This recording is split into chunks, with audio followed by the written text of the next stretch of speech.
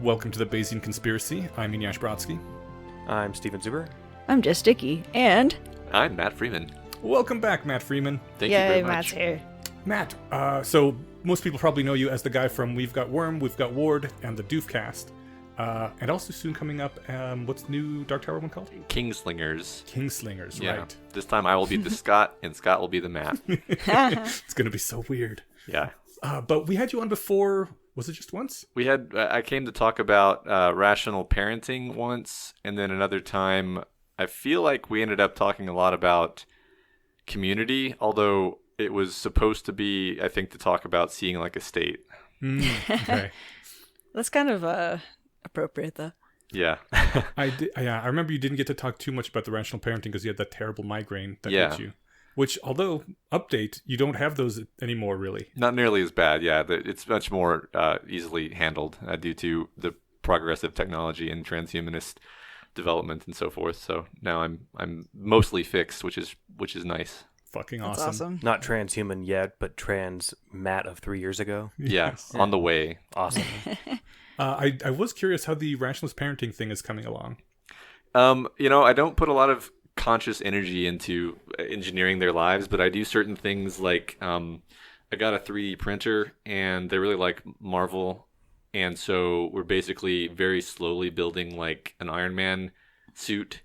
Basically the purpose just being they think it's cool and it gets them exposed to all this technology and science concepts, and I'll just like blather about the engineering behind what we're doing, and if they pick any of it up, great, and if not, we're still having fun, and that's kind of what it's all about. So I try to do more stuff like that and less like, all right, today we're going to sit down in a circle and practice our catechism from the sequences. Yeah. I might work up to that at some point, but So that's basically, it sounds like unschooling almost. I mean, they're definitely going to normal school, but yeah, just kind of doing things through play, because like they're not going to pay attention, and they're going to be annoyed, and they're going to groan if you try to lecture them, so at the ages they are anyway. Do you have any opinion? I only bring this up because Wes is very active on the Discord, so I see his comments a lot. Do you have any opinions on the whole unschooling thing? Do you think it's a terrible idea? I don't think it's a terrible idea. I think it depends on the kid and the situation in general. I'm sure it works great for some kids. I kind of feel like it might have worked for me, but I definitely feel like I know some people that it wouldn't have worked for at all. And I don't know. I think you have to have a certain kind of infrastructure in place to even make it work. I haven't thought about it seriously because I don't know how that would work with 3 kids so closely spaced together in age. Like, Plus, yeah. Lots of factors, basically. Yeah. Plus, you would need someone to watch them during the day while you're at work. Exactly, and that's school does that. That's probably the deal breaker. Actually, is like the function of school as daycare. That's like the vital. structure part of that. Yeah. Yep. If I ever have kids, I'd really like to do the unschooling thing, but then it's also you never know whether or not you're going to. Yeah, I mean, like you have to have a parent to stay at home with them. Mm-hmm. Would be great is if we had a big rationalist group house and one person that like didn't have to work anymore, and they could just daycare the kids. Long-term goals. Yeah. Which could that be a segue into our topic? It could possibly, if that is our topic. I don't know. See, the problem is I haven't thought about this topic at all because I thought that Stephen wanted to do a 10-year retrospective thing. But on the other hand, like, if Matt's here and you guys want to talk about the community thing, we could. Could merge those things together and just say like how the community has progressed over the past 10 years and where we want to see it go. I'd be interested in talking about that personally. That sounds good to me. Cool. Once we get to the future part of the present. Yeah. Okay. So in that case, Stephen, you pitched this to us. I will be frank. The other reason I invited Matt was because you sent out this cool email that was like you have it was like a kind of an open journal thing. Oh yeah. And you were keeping track of like, here's what my goals were in 2013. Oh, I realized that was not structured enough to like actually track progress to here they were in 2014 and 15. And then it was just you actually like regimented in a way that at least more than anyone else I knew, like actual goals and progress over the last 10 years. Shit. And so I just thought it'd be kind of fun. I don't know. It's a lot's happened in the last decade, which I guess that's true for literally everybody. And every decade. Yes, exactly. So much always happens. Yeah, but it doesn't have to be all this boring personal stuff. But I didn't have like a lot on the subject. I just thought it would be a kind of a fun just first episode. Oh yeah, this is the first time we're recording in 2020 because we split the 100th episode into 2 parts. So yeah. And sorry again for the audio quality on that. We have learned from our mistakes. Hopefully, I thought it was fine. We learned a little bit anyway. Yeah, it's going to continue to be probably a weird work in progress, but we'll just gradually get better as one does. Yeah. Seems like that's going to happen when you do weird stuff involving people calling in and such. I'm kind of surprised you write down your goals because I don't know. I've never had the courage to write down my goals because then there's no evidence I failed at them. Yeah, I can explain this. I mean, since I wrote a thing about it, like this is connected to the fact that, I guess it was like 7 years ago now. Me and a handful of my friends, we wanted to keep in better touch after college, and so we would do this like bi-weekly or maybe it was monthly Skype call where we would just like talk about like some topic that we'd agreed on beforehand. In a very real sense, this eventually evolved into Doof, but cool. But it was mainly just a thing to keep us together. And like I started. Like one time we were like we should have like a New Year's goal thing where we all have New Year's goals and we hold each other to them, and I was like the only one who took this seriously. But then I started like giving them monthly updates on my goals, and then I just kept doing that for 7 years. Did anybody else get inspired by this and also start doing it? Not really, although I eventually posted on Less Wrong about it, and people were like, "This is an awesome idea. I'm going to try it." I don't know if anyone's tried it there either, but that this is the closest thing I have to like a journal is like a monthly kind of roundup of like what have I been thinking about and what has my progress been on whatever I wanted to do. And I guess like the thing that I wrote in the thing that I sent to Steven and all the Patreon patrons was like, I haven't quite solved the problem yet, which is kind of embarrassing because it's been 7 years. But like the first year I had like 10 very specific goals. And then the next year I reacted to that. I was like, that was stupid. I'm just going to have like 3 kind of general focus areas I want to dwell on. And then the next year I was like, that was stupid. I couldn't tell if I accomplished anything because how do you know if you accomplished anything if it's just a general focus area? I need 5 very concrete goals. And then the next year I just like kept seesawing like, and I never at any point like still I don't know what I should do now. Should I pick concrete goals or should I have a general area that I focus on? The nice thing about concrete goals is at least you know if you accomplish them. So you could always just keep waffling back and forth between the two. Seems to have worked out so far. That's true. Yeah. 1 year work on very specific things. 1 year, on general bettering. It's not a bad idea.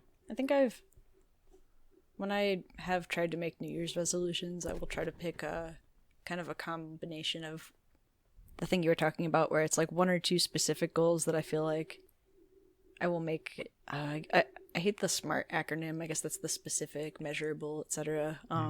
But like it does kind of make sense where it's like by this time I want to have achieved this and this amount. And then some more vague ones where it's like I want to do this more. I want to like be able to point myself towards this thing a bit. I always think having a combo is nice. I always kind of hated New Year's resolutions because I thought my thinking was if you want to do something, you actually want to do it, so you go out and do it. And making a resolution is more like, I want to do this, so then you just beat yourself up all year about not actually doing it. Whereas if you wanted to do it, you wouldn't even need to make a resolution. You just go and do the thing. The art of wanting to want is really important, though. I've been trying to break down the process that I have used to improve for various people that are like interested in what I did.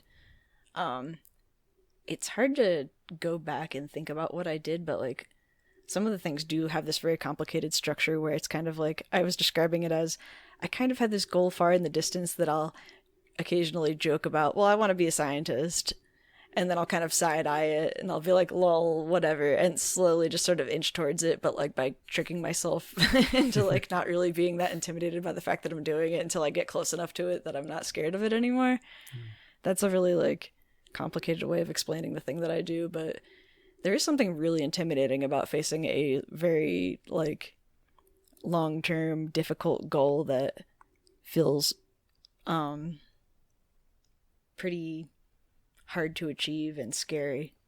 And I don't know, some people probably naturally are just like, yeah, I'm going to do that thing. And then they just can throw all of their energy and self-esteem on the line like that. I can't. When I wanted to write the book, I just kind of sat down and wrote the book because I wanted to. Now I want to get back into writing because it's been a while and I've fallen out of it. And, there were reasons for that. But now I feel like I have this goal of getting back into writing, and it is almost anti-motivating. I'm like, ugh, I don't want to start working on that yet. I'm just going to wait a little longer. And yeah, you want your goals to not be aversive. Yeah. Like you're comparing yourself to this future you that seems unattainable. Mm-hmm. But I've probably given like $200 to BeMinder due to failing, because I tend to, especially like on those years when I have the really specific goals, I'll set up a bunch of BeMinders, and it's a horrible idea. Like, and I kind of like the concept of BeMinder, but all it ends up doing is just like, I'm convinced this is like part of the whole headaches thing, is I like grind myself into doing the thing that I kind of like meta want to do, but don't actually ever want to do in the moment. And it causes a lot of stress and internal conflict and friction. And it's just like something like, you want to get better at playing an instrument or whatever. And it's like, okay, but practicing to get better is never actually fun. Playing songs is fun, and so you're basically just making yourself do something terrible. Yeah. And it eventually breaks down, and I think that is one kind of learning that I can take away from years of iterating on this process. And it sounds just like you kind of arrived at a similar conclusion, that like if you want to kind of get yourself to do something that you don't really want to do, you have to go about it in a pretty tricky, circuitous fashion. Yeah. I'm pretty sure all the guitarists that I've seen interviews with never really disliked practicing. They just liked noodling around on the guitar, and they found that fun, and they got better just doing what they thought was fun. I have something to say about that. So the most aversive part of learning a new skill is being really bad at it and having it be completely incomprehensible and like pushing yourself to do it and just making no progress. So when we learn skills, a lot of that process happens when we're a kid, and everything feels like that when you're a kid. But when you're a kid, you don't have the pressure of you should be good at things. When you're a kid, it's like you're a kid, of course you suck at everything. Like, do whatever you want, play. People encourage you to play with a guitar. Yeah. So when you're a kid, you're like, if somebody gives you a guitar, your family plays guitar, and you're just like screwing around with the guitar, being terrible at it, nobody like thinks that you're a terrible person because of that. I mean, that's how I basically learned programming. Yeah, that's how I learned art. I mean, like, but screw around with stuff. Somebody gives you something, you're a kid, and it doesn't matter being bad. But when you're an adult, being bad at something and taking a long time to get good at it just feels terrible, because we're adults now and we're supposed to be good at things, and we're supposed to be able to be more logical at approaching it. We're supposed to have that self-discipline. That's stupid. See, I don't remember being a kid. I imagine that's probably what it was like learning stuff. But Steven was old since the day he was born. Basically, that, and I mentioned before, my autobiographical memory is terrible. Like, I couldn't give a range unless it's a very specific thing, like usually within like plus or minus 2 years. But my only way of like achieving goals, as long as that's the subject, I need like an external motivating factor. And part of that actually I got from reading Cialdini's Influence, Science and Practice. And the public commitment and consistency I use all the time for myself. And so like, if I don't feel like putting together notes for We Want More or something, I'm like, well, no, we're recording in a couple days and it has to come out on Monday. So like, no, it's going to get done. Mm-hmm. And if there's any public commitment to do it, I don't think, I'm trying to think of any time recently where I've like flaked on something or failed to do something that I committed to doing publicly. Certainly I don't like miss obligations that I made with people. I can't even think of anything that's come up in the last year where I've been stopped from doing something I wanted. Like I said, I'll be there, meet somebody, and I totally forget or something. Yeah, when it comes to like learning hard things, I'm not a self-driven person. So, like, since I wanted to get into programming, the option, I mean, if you're a self-motivated person with the energy to get started and maybe a couple of good resources that someone points in your direction just from ground up, you can totally get going and do it yourself. I'm not that guy, so I found a boot camp, and I also didn't have a job, so I spent I was able to spend like 100 hours in the 8 weeks or so, but well, no, I don't know, whatever. Yeah, a couple months. That sounds about right. Doing prep work and this and that.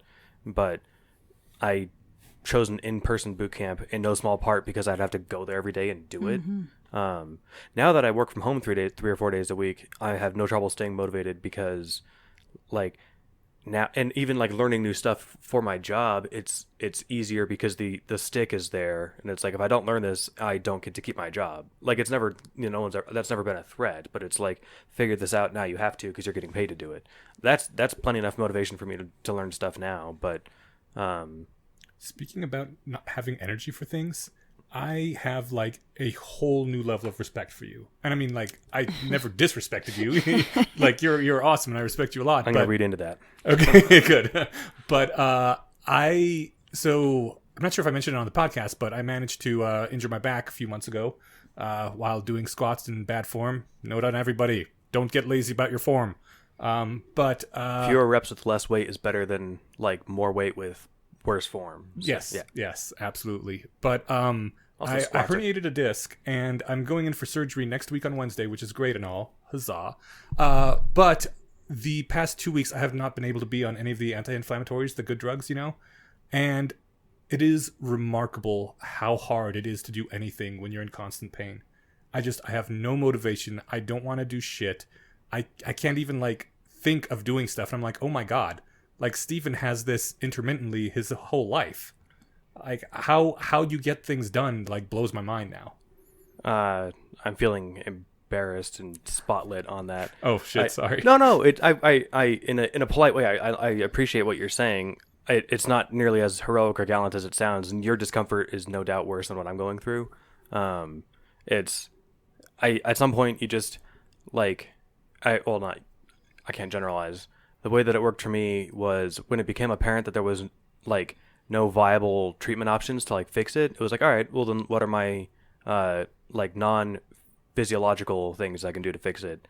Like, I do nightly PT. I am constantly, like, aware of, like, form and all this and that.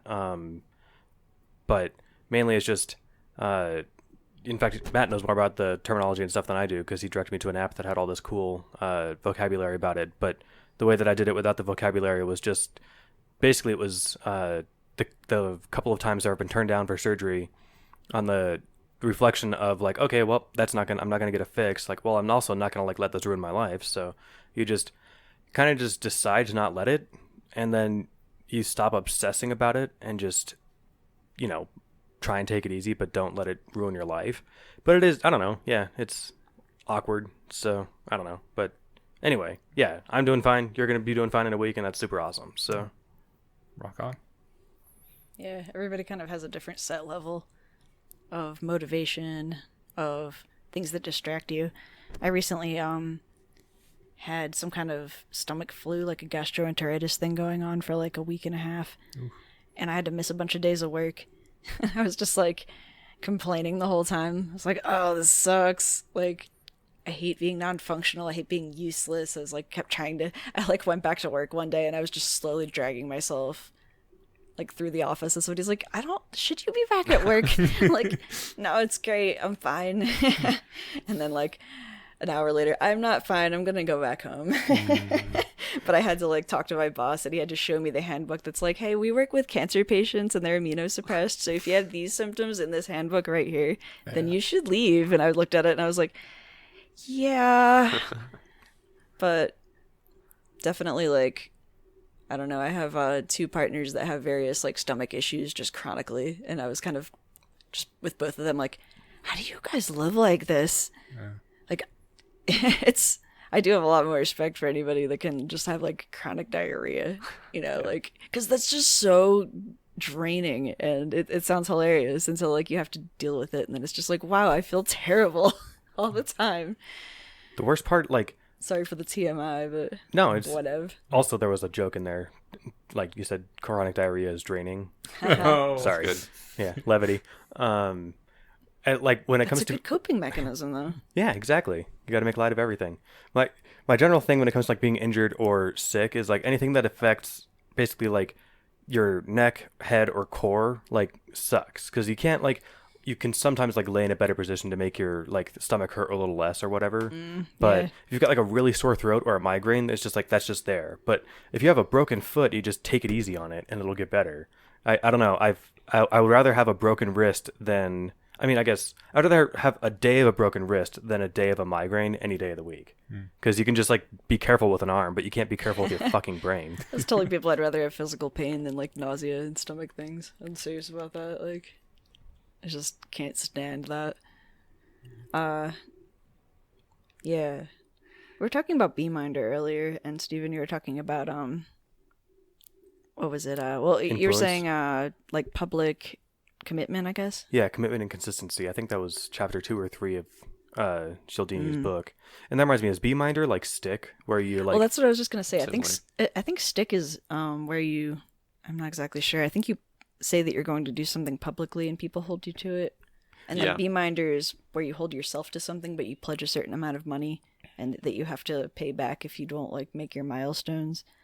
I think the other stick with stick, maybe that's why there's 2 Ks, was that it wasn't necessarily public. You'd have like a or you had a person, like a contract buddy, yeah, exactly, an accountability buddy, who you would say, all right, well, I've put up $50 that will go to Trump's 2020 campaign if I don't quit smoking, or if I have a cigarette in the next 3 months. And then your roommate or your friend, whoever you can count on to enforce that, will, make sure, and you can, there's some self-honesty involved too, but if they watch you smoke, then boom, you've given money to a charity that you hate. I think that's the other motivator behind Stick, was you put it up for a charity that you really don't want to have your money. Yeah, the thing about Beeminder is it's very regimented and especially tailored toward like incremental goals. So, well, it was more of a kind of, you want to do more of this or less of that, right? Yeah. Like I remember I was trying to do like 100 words a day for writing. Exactly. And then they had the, what was it? The yellow brick road that you have to stay on. Yeah. And they give you a little bit of leeway. Give you a little bit of leeway and let you kind of like reset the leeway and play with that. Yeah. But yeah, I mean, the thing is, I would just always like eventually get to a day where I'm just like, I don't have the spoons to do this, and I guess I lose the game, and then you're demoralized, and you don't want to start over because now you had to pay money and you're pissed off. And yeah, I actually was talking to the co-founder of Beeminder when I was at CFAR, and I think that they've been developing it more too. Like they're aware of these kinds of issues and they use it themselves. I was really hoping to have him on. I met Daniel, and I know he and his wife or partner created Beeminder. That would be really neat to have them on. Mm-hmm. Totally. We talked about that, so hoping that might happen soon. But yeah, that's cool. So where does the money go if you don't succeed at your goal in Beeminder? You said you lost $200. Do you get it? Does it go like to their company? Do they donate it to charity? It goes to Beeminder, yeah. Nice. yeah, largely that's the only way they make money. It's free to use unless you fuck up. Yeah, right on. Which they were talking about kind perverse of like incentives. yeah, well they're like we're aware that like our business plan is kind of you don't want to pay the money, but they were saying that they try to make it like as gentle as possible. So it's like anytime that you give them money, like you don't feel like you've been cheated out of that money. You're like, yeah, that's what I signed up for. Yeah, as long as you're signing up for it, I think it sounds great. Yeah, they give you a lot of like warning emails. Like my inbox has like 1,000 like you are in imminent danger of derailing from your goal emails, because I would always go right up to the line. Yeah. Did you take the Slate Star Codex survey?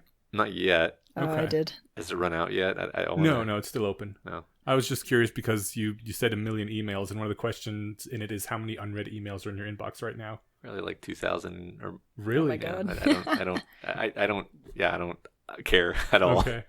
Yeah, see, I put 0 for that, even though like I read ones that come into the Bayesian conspiracy account, then I mark them unread so that I remember to like make a note about them or put them in the show notes. So I didn't count those. Okay. But if I have an email, like if there, it's to me, the little red circle is an action item. And so if I deliberately left my statement for my HOA due payment unread until today when I paid it. Like that's my thing. I don't know how you look at that 2,000 and then like if one more comes in, I guess so don't email you if you want to get in touch with you. If there's something important, then I will put it into my actual deal with this shit system. Otherwise it goes away into the memory hole forever. Yeah. I have heard that shorter emails are much more likely to get responses. Like not even to friends or businesses or anything, just in general, the shorter an email is, the higher the likelihood of a response. So I've gotten better at shortening them down. When I forwarded you that email, I was like, oh man, it has that whole digression at the beginning. If I'd have known this back then, I would not have done that.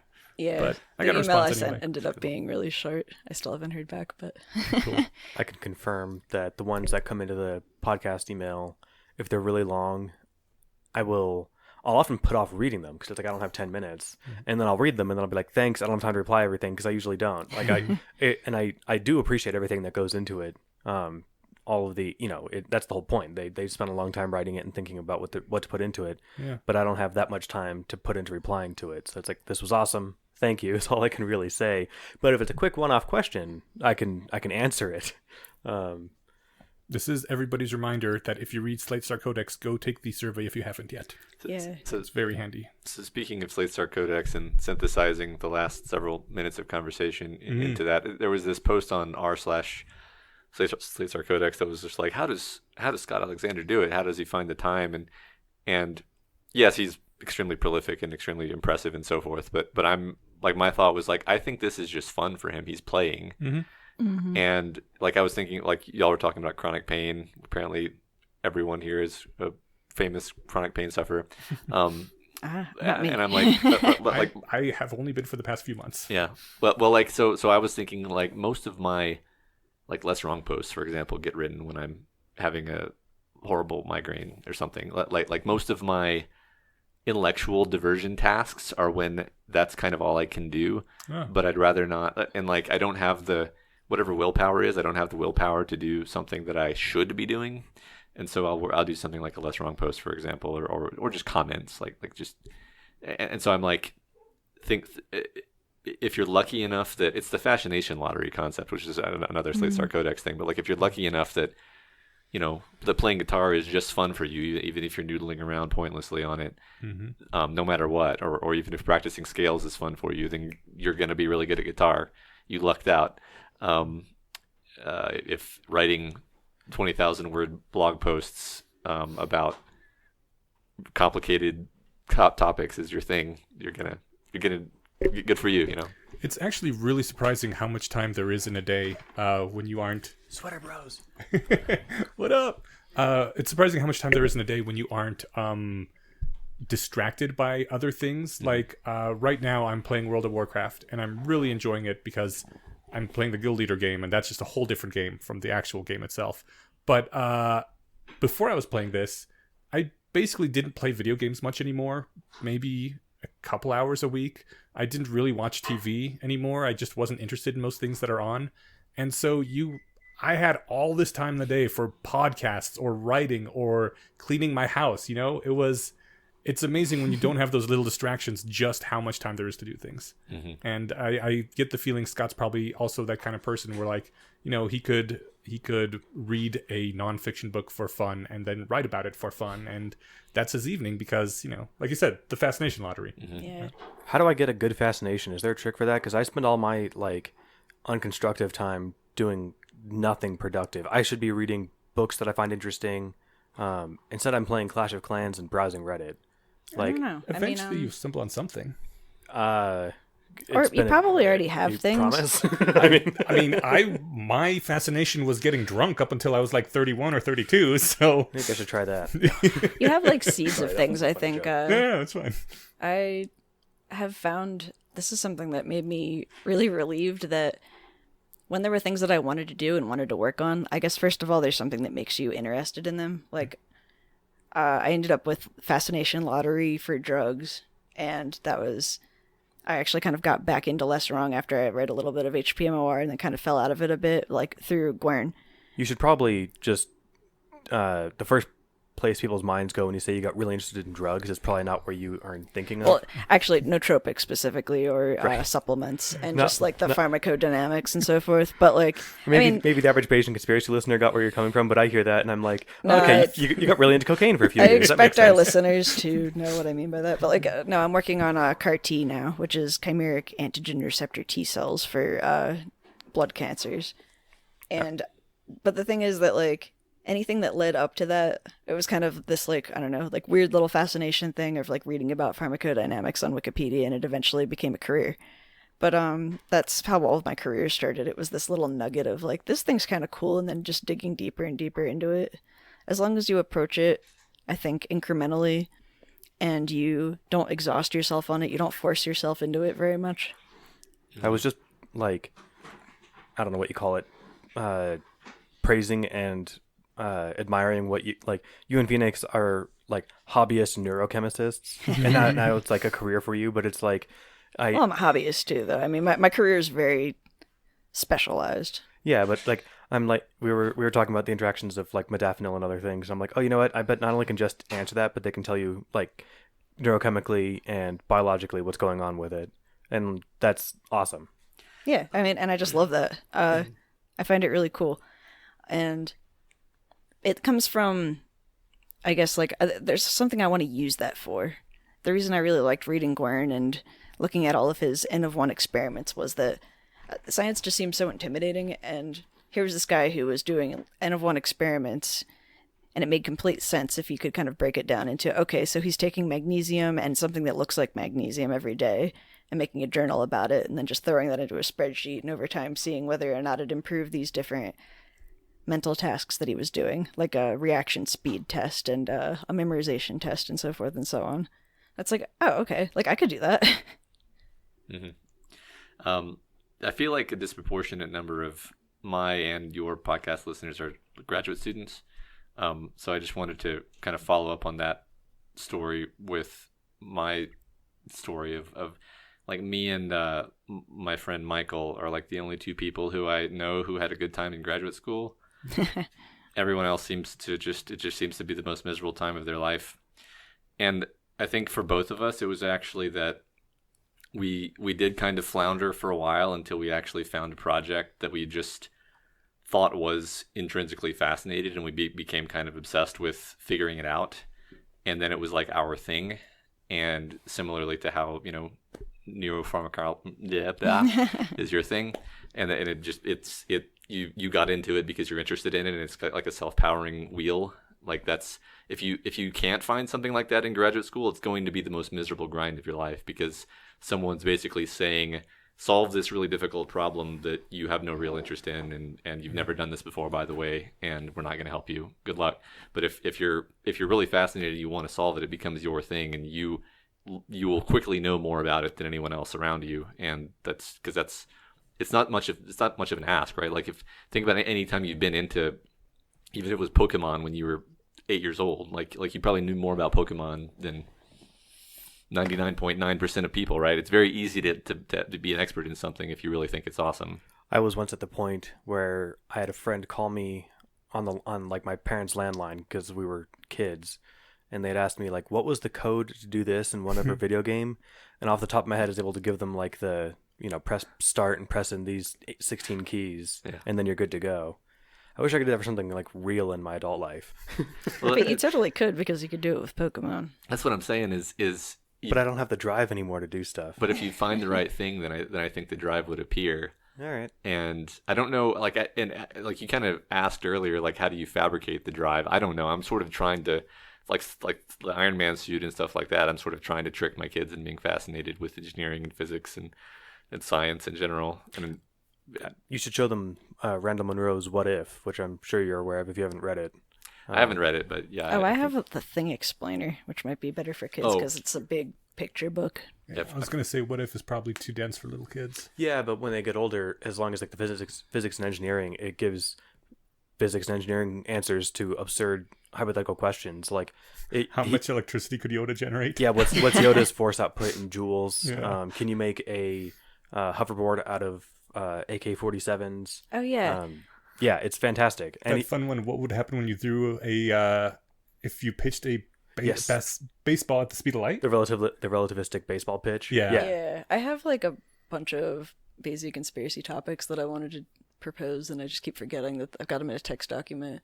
But like, one thing that I've been getting into is trying to find children's books written by smart people.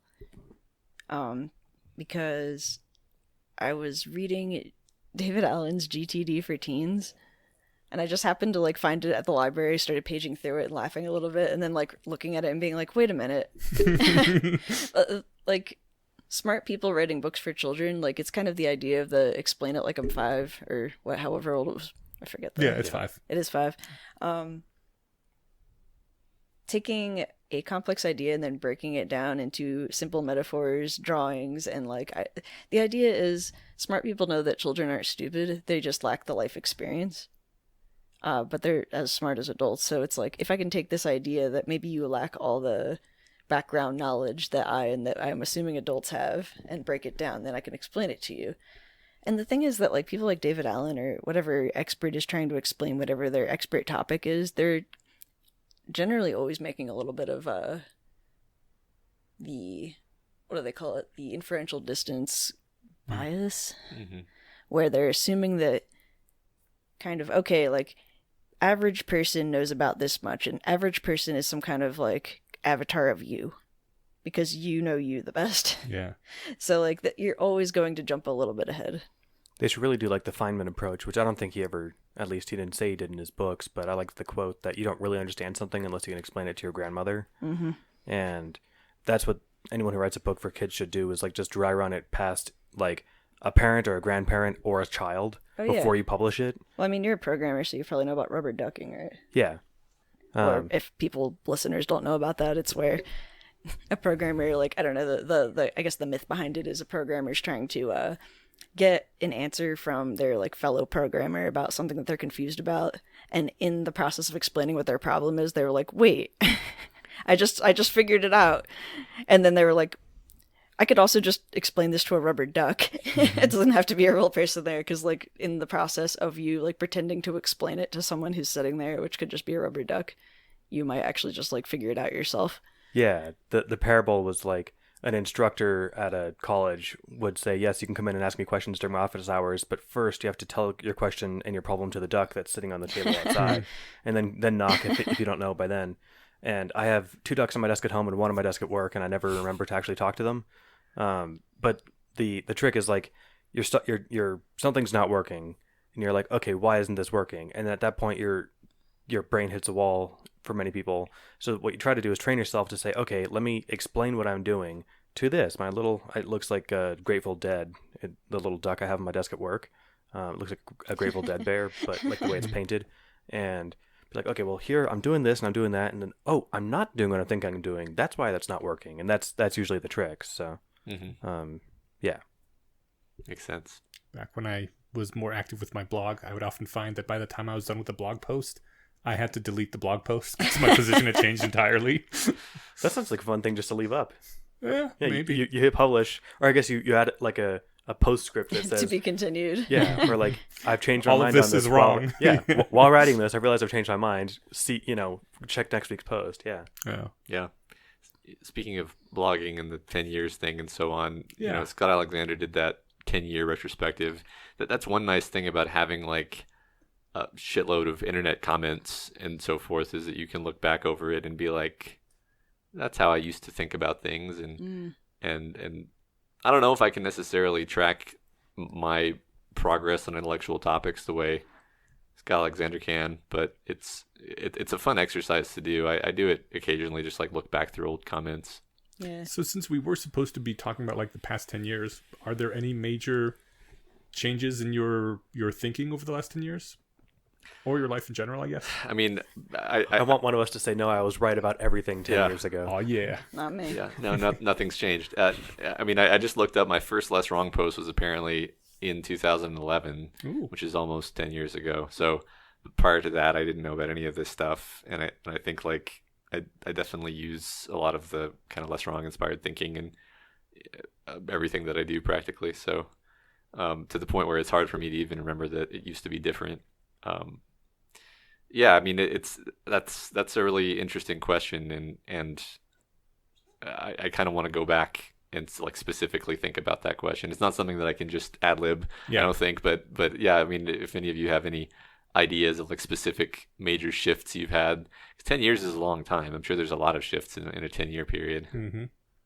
Yeah, we should do this on a yearly basis. 10 is too much, because I mean, 10 for me, I was 20, which I think puts me the youngest in the room.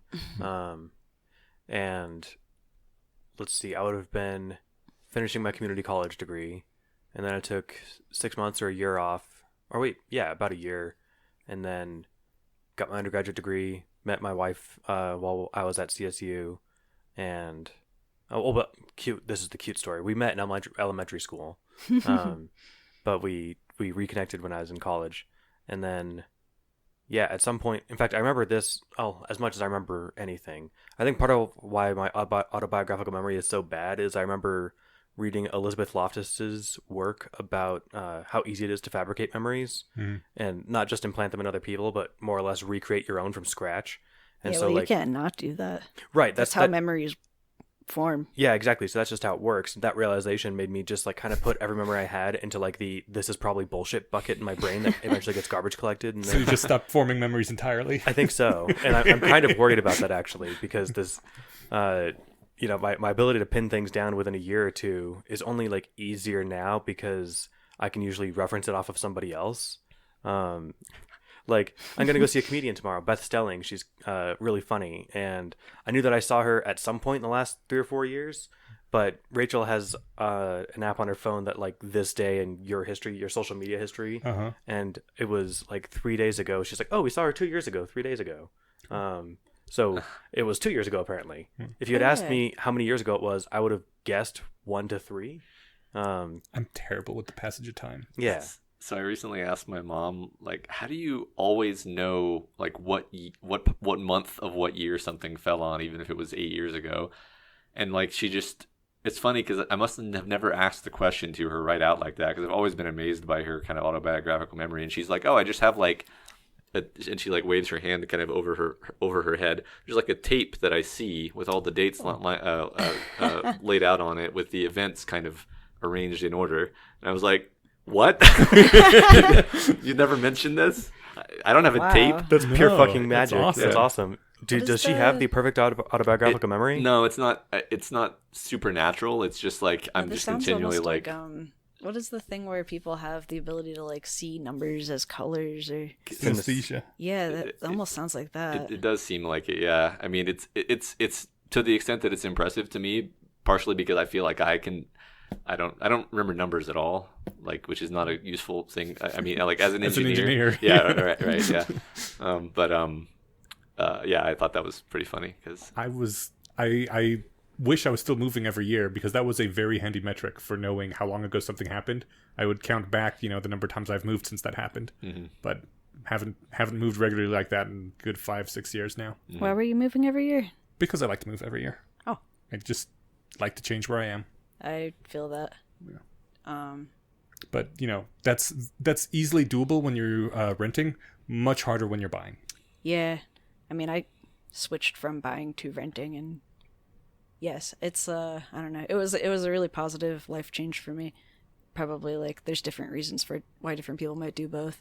Mm-hmm. But more on topic, the one thing I keep thinking about is when people are talking about, like, how do you have a good memory of what happened or what you were thinking at that time? I've kept a journal since I was about 8 or 9 years old, like, pretty regularly. And I have all of them. Wow. So on one hand, it's like, oh, I can actually go back and look at what I was thinking or what I was doing in, middle school, or, like, when I was 10 or 13 or 18. On the other hand, it's all written with pencil on notebooks. And I've got all of these stored in my closet right now. I have this project plan where at some point I would just want to rip all the binding out and mass scan these, so I at least have a digital version of them, because like when I had the house fire, it was luckily my filing cabinet that I had all these journals in was spared. It was not just my journals, but all my drawings. But like I was just like, man, it was really close to just having all my memories destroyed. But I was grinning a little bit because I was thinking the obvious way to store these forever for posterity is to record them all to tape, because we've all listened to the Magnus archives. And you obviously just need to commit these to a tape recorder. No, I forget where I read this. There was probably some ratfic, or I don't know, but like I really love the idea of being able to take all of these writings that I have, and then like if/when in the transhumanist future we get the ability to like add memory to our brains. I want to just have this like be stored there, and I can just pull it up. The text would have to be parsable, or it would have to be in some form that's beyond text in terms of like readability, legibility. I don't know. But I really love that idea of I'd like to be able to take all these memories that have been stored externally and then make them internal again. I guess it depends on what you wrote down. I mentioned because the condition where people have near perfect autobiographical memory is real. It's usually it comes with like heavy deficiencies in other areas, though. Yeah, like they can read a book, a textbook like the rest of us, and they don't retain all of that, which is a drag because that's also, I don't know how it works in your brain, but that's also autobiographical, right? Like, you remember reading the book. You presumably remember what it says. If you remember what you had for breakfast at 7:43 a.m. on January 11th, 2010, why wouldn't you remember what was on page 333 of your college biology textbook, right? Different ways the brain stores different kinds of memories. Yeah, but I guess... The folders that I guess are labeled autobiographical are a bit arbitrary. That's the point, yeah. So different memories are stored different ways. You remember what TV show you watch, but you don't remember, I guess... the pages of that book were probably stored somewhere else. I have this stupid thing when it comes to reading that, like, especially with fiction books, I could tell you back, 5 years later, oh yeah, it was on the right-hand page of the hardcover copy that I had or something. But I can't do that with useful information. Do people with that perfect autobiographical memory not change as much in their lives? Because I've changed radically in my life. My impression is that usually people on the autism spectrum, and they tend to kind of live these very regimented lives. The only other thing I was going to say that I knew about them is that it tends not to be a happy thing for them. Oh, yeah. You remember every schoolyard diss someone threw your way, 30 years ago. Yeah, I think... But then couldn't you also remember every time you had great sex or something? I think you don't, like... Maybe this is just a reflection on the fact that more bad things happen to you than good things. Yeah. But maybe that depends on the person. I think it's not even bad. I think you have so many memories of mundane things, and they're so intrusive that it's very hard to actually process things in real time because you're getting inundated by, like, very specific memories of very similar things. Every time you go to poop, you remember every time you ever pooped. Yeah. That does sound super boring. Yeah, I think I remember one instance where it was like, it was really clear. It was about this one particular case where the woman was clearly just like ruminating on all these details. Like, she remembered that she had her coffee at 9:30 because like at the end of the day she would be like thinking about the fact that she had her coffee at 9:30, which like it's the end of the day and I don't remember what time I did anything today. So I don't ruminate that way, but if you do ruminate that way, then at least you have a chance of remembering it, I guess. So much of the thing that's important about thinking and memory is the selective forgetting process.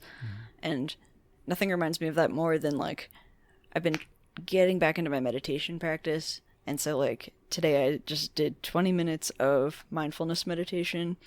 And when you sit there and you try to just be really conscious of everything your body's doing, everything you're feeling, and everything you're thinking, I have this meta process of labeling where I go, feeling. I'm feeling a tension in my lower back muscles, and that feels unpleasant. Thinking. I'm thinking a plan about what I'm going to do after I'm finished meditating. I'm going to go put some tea on, and that feels neutral. And you do that for 20 minutes, and it's just like, yeah, this is a really interesting thing to do daily. It really helps you get an idea of how your brain works, what kinds of things it's doing, and gives you more ability to focus and whatever. But if you had to live like that all the time, then that would be all you were doing. So much of like what we're doing is our body going into autopilot, or us like thinking back about memories. We're thinking about these like bright points of memory that we have crystallized as this is important. We're not thinking about that coffee we had. Yeah, I basically stopped meditating after kind of like doing it fairly intensely for a few stretches because I don't mind being an autopilot. Like if my life were rife with suffering, then I might want some like distance from that. And I feel like that's part of the motivation for why I was meditating back then, because I want a distance from the headaches. But now I'm just like, things are good. I'm fine being swept up in samsara. I don't need to be aware of my own whatever it is that I am. I don't know. I think meditation is fascinating, though. I like to talk about it. I did vaguely like regimented meditation for a few months, like 10-15 minutes a day. But then I've been doing like not exactly like pop quizzes, because it kind of just comes up randomly. And part of it is through, like, if you constantly have whatever muscle tension or something, one way to like manage it is to notice that as a problem before it's a problem. And so you're like, oh, I'm flexing my shoulders, let me fix that before it starts hurting. So like kind of just like an auto reminder in your head to like just check in with your body and see how things are going. But one thing that's kind of fun to do is this is like, you have to like, I have to just turn this on, and then I get bored of it after a few seconds or I forget. But just like, I watch the narrative train in my head go through, and, you know, like I'll go walk to my car, and that's usually like a 10-second walk, but I'll watch my thoughts come in as they're doing it. And it would be hilarious to like put this to the page, you know, like to write this down or to record my thoughts as they're happening, because it's just like I'm saying things to myself like, oh, I forgot to check, or where are my car keys? Oh, there they are. And like, why am I asking myself these questions out loud in my head? You know, oh look, there's the neighbor's cat in the window. Oh, I'll bet it looks so soft. And it's just like, if I was verbalizing all these thoughts, that'd sound insane. And I think that's just kind of fun. Yeah, there's two concepts of the arising and the passing away. And then also, like, one of the ideas of meditation is the idea of the no self. So what you're supposed to do is when you hear yourself saying something, then you go, who said that? And then you're like, and then who said that? And now who said that? Damn it. And eventually you follow it all the way back, and you realize that, like, yeah, they're just nobody. Happening. Yeah. Speaking of patterns noticing themselves, you all saw the post on Slate Star Codex about the GPT-2 playing chess? Oh, yeah. That was awesome. Then I got to share the original Slate Star Codex post about GPT-2 with all my coworkers, who somehow were out of the loop on all this, which I thought was interesting. Yeah. Yeah, I love it. I think it's really interesting. For anyone who hasn't seen it yet, and the listeners, Scott and a few other people put together, I think Scott just played it, someone else put it together, using GPT-2, it's the text predictor program. We did an episode on it earlier, where you put in a line of text and it like spits out a paragraph or two of, you know, something that could come from that. It's remarkably interesting. We got to talk about that cool dungeon thing. Yeah. But they used it with chess moves, because every chess move can be encoded as a combination of a few characters and letters that tell you what piece to move and where to move it. And it could play chess not well, but passably. It well played enough well to be an amateur for a bit, and then like it kind of lost interest after a while, which I find really funny. Yeah. I think it was literally like it could play well for 12 moves, and then like that was the length of its like memory buffer. But like its attention span. But it doesn't actually have a memory buffer or an attention span. Like the really fascinating thing was, Scott pointed out, this is literally just a text predictor. It has no concept of chess or the rules of chess, or that there is a physical space or pawns and pieces. But then that brings up, but we're not playing chess either. Like, we're also kind of just a predictor. Right. We're no, I like mean, an experience predictor. I think that was his point, that just a random, you know, a pattern recognizer and predictor could do remarkably robust and powerful things. And, you know, eventually you get powerful enough, maybe this pattern predictor can recognize patterns that it itself is doing, and then we become self-conscious. Oh my god. It does make me wonder how many like nodules, kind of like GPT-2, you'd have to stick together in order to get a fully sentient being, because you do get these like really bizarre emergent things out of very simple processes like that. It's hard to tell how much of sentience is the result of these very complex, like, interchanging nodules. I don't know why I keep saying the word nodules. That's a weird word, but like, yeah, like, what if it's just like 3 GPT-2s stuck together? Or what if it's not, you know, and it's just this weird coincidence? That's a good tie-in to the AI Dungeon app that you introduced us to at the meetup. Yeah, I guess I'll talk about it for a second. First of all, I recommend it. Just get the AI Dungeon app, or you can just go to the website. I think it's just aidungeon.com.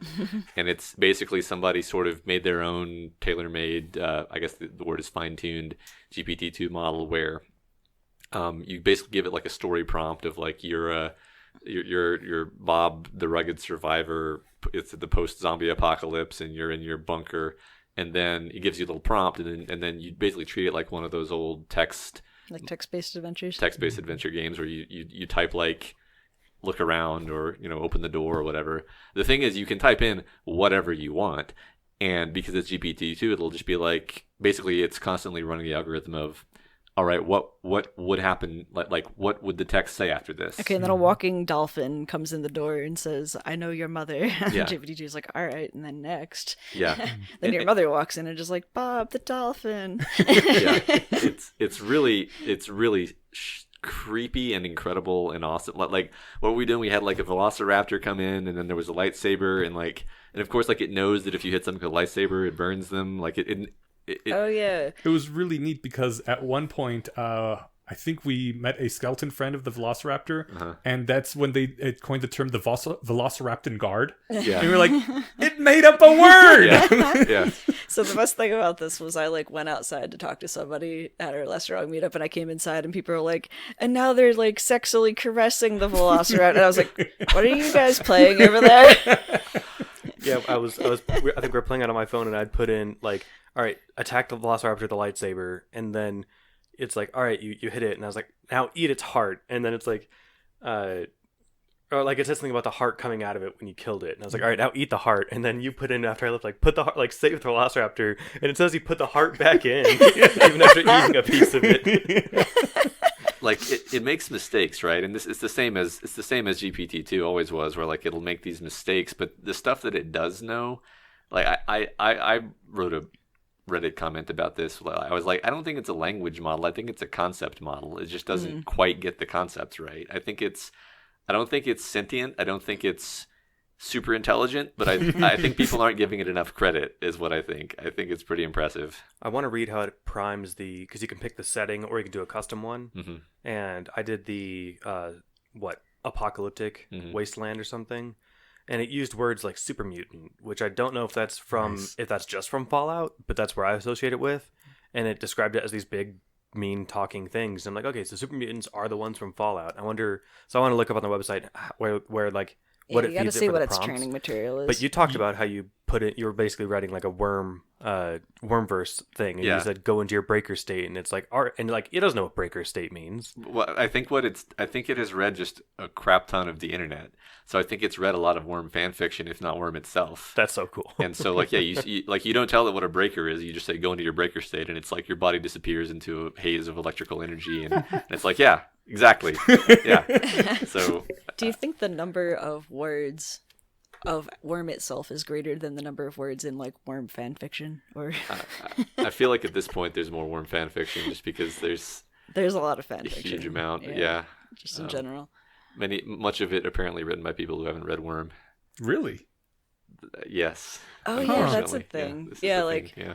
I found that really funny for a while, that something will get popular, people will draw lots of fan art of it, people will see the fan art and kind of like, or hear about it from their friends and then just be like, oh, I know what that is, and then start drawing more of it or writing stuff based off of it without having read it. Yeah. Or only reading parts of it. Okay. I tried to do one because you mentioned that you had set up where your prompt was like, I'm an AI in a machine trying to convince my programmer to let me out. I tried that for 10 minutes and it didn't get what I was trying to do. Mm-hmm.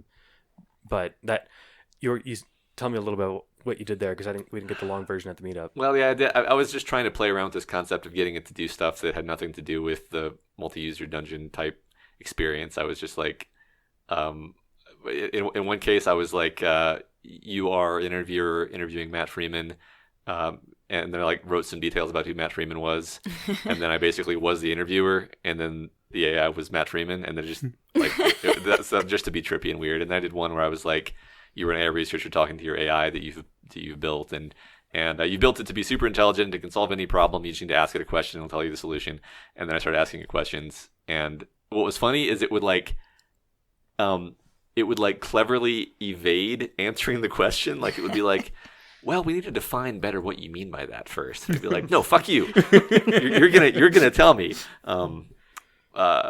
And then there was one where I was like talking to my physicist colleague who had invented cold fusion. So I basically got GPT-2 to tell me how to make cold fusion. Apparently the key is a platinum catalyst with a gold plating around it. Just FYI. Cool. Yeah. Okay. The second if someone ever gets like an experimental result, they can go out and check and it's right. I'm hoping that explodes on the internet and everyone hears about it. Yeah. Yeah. Right.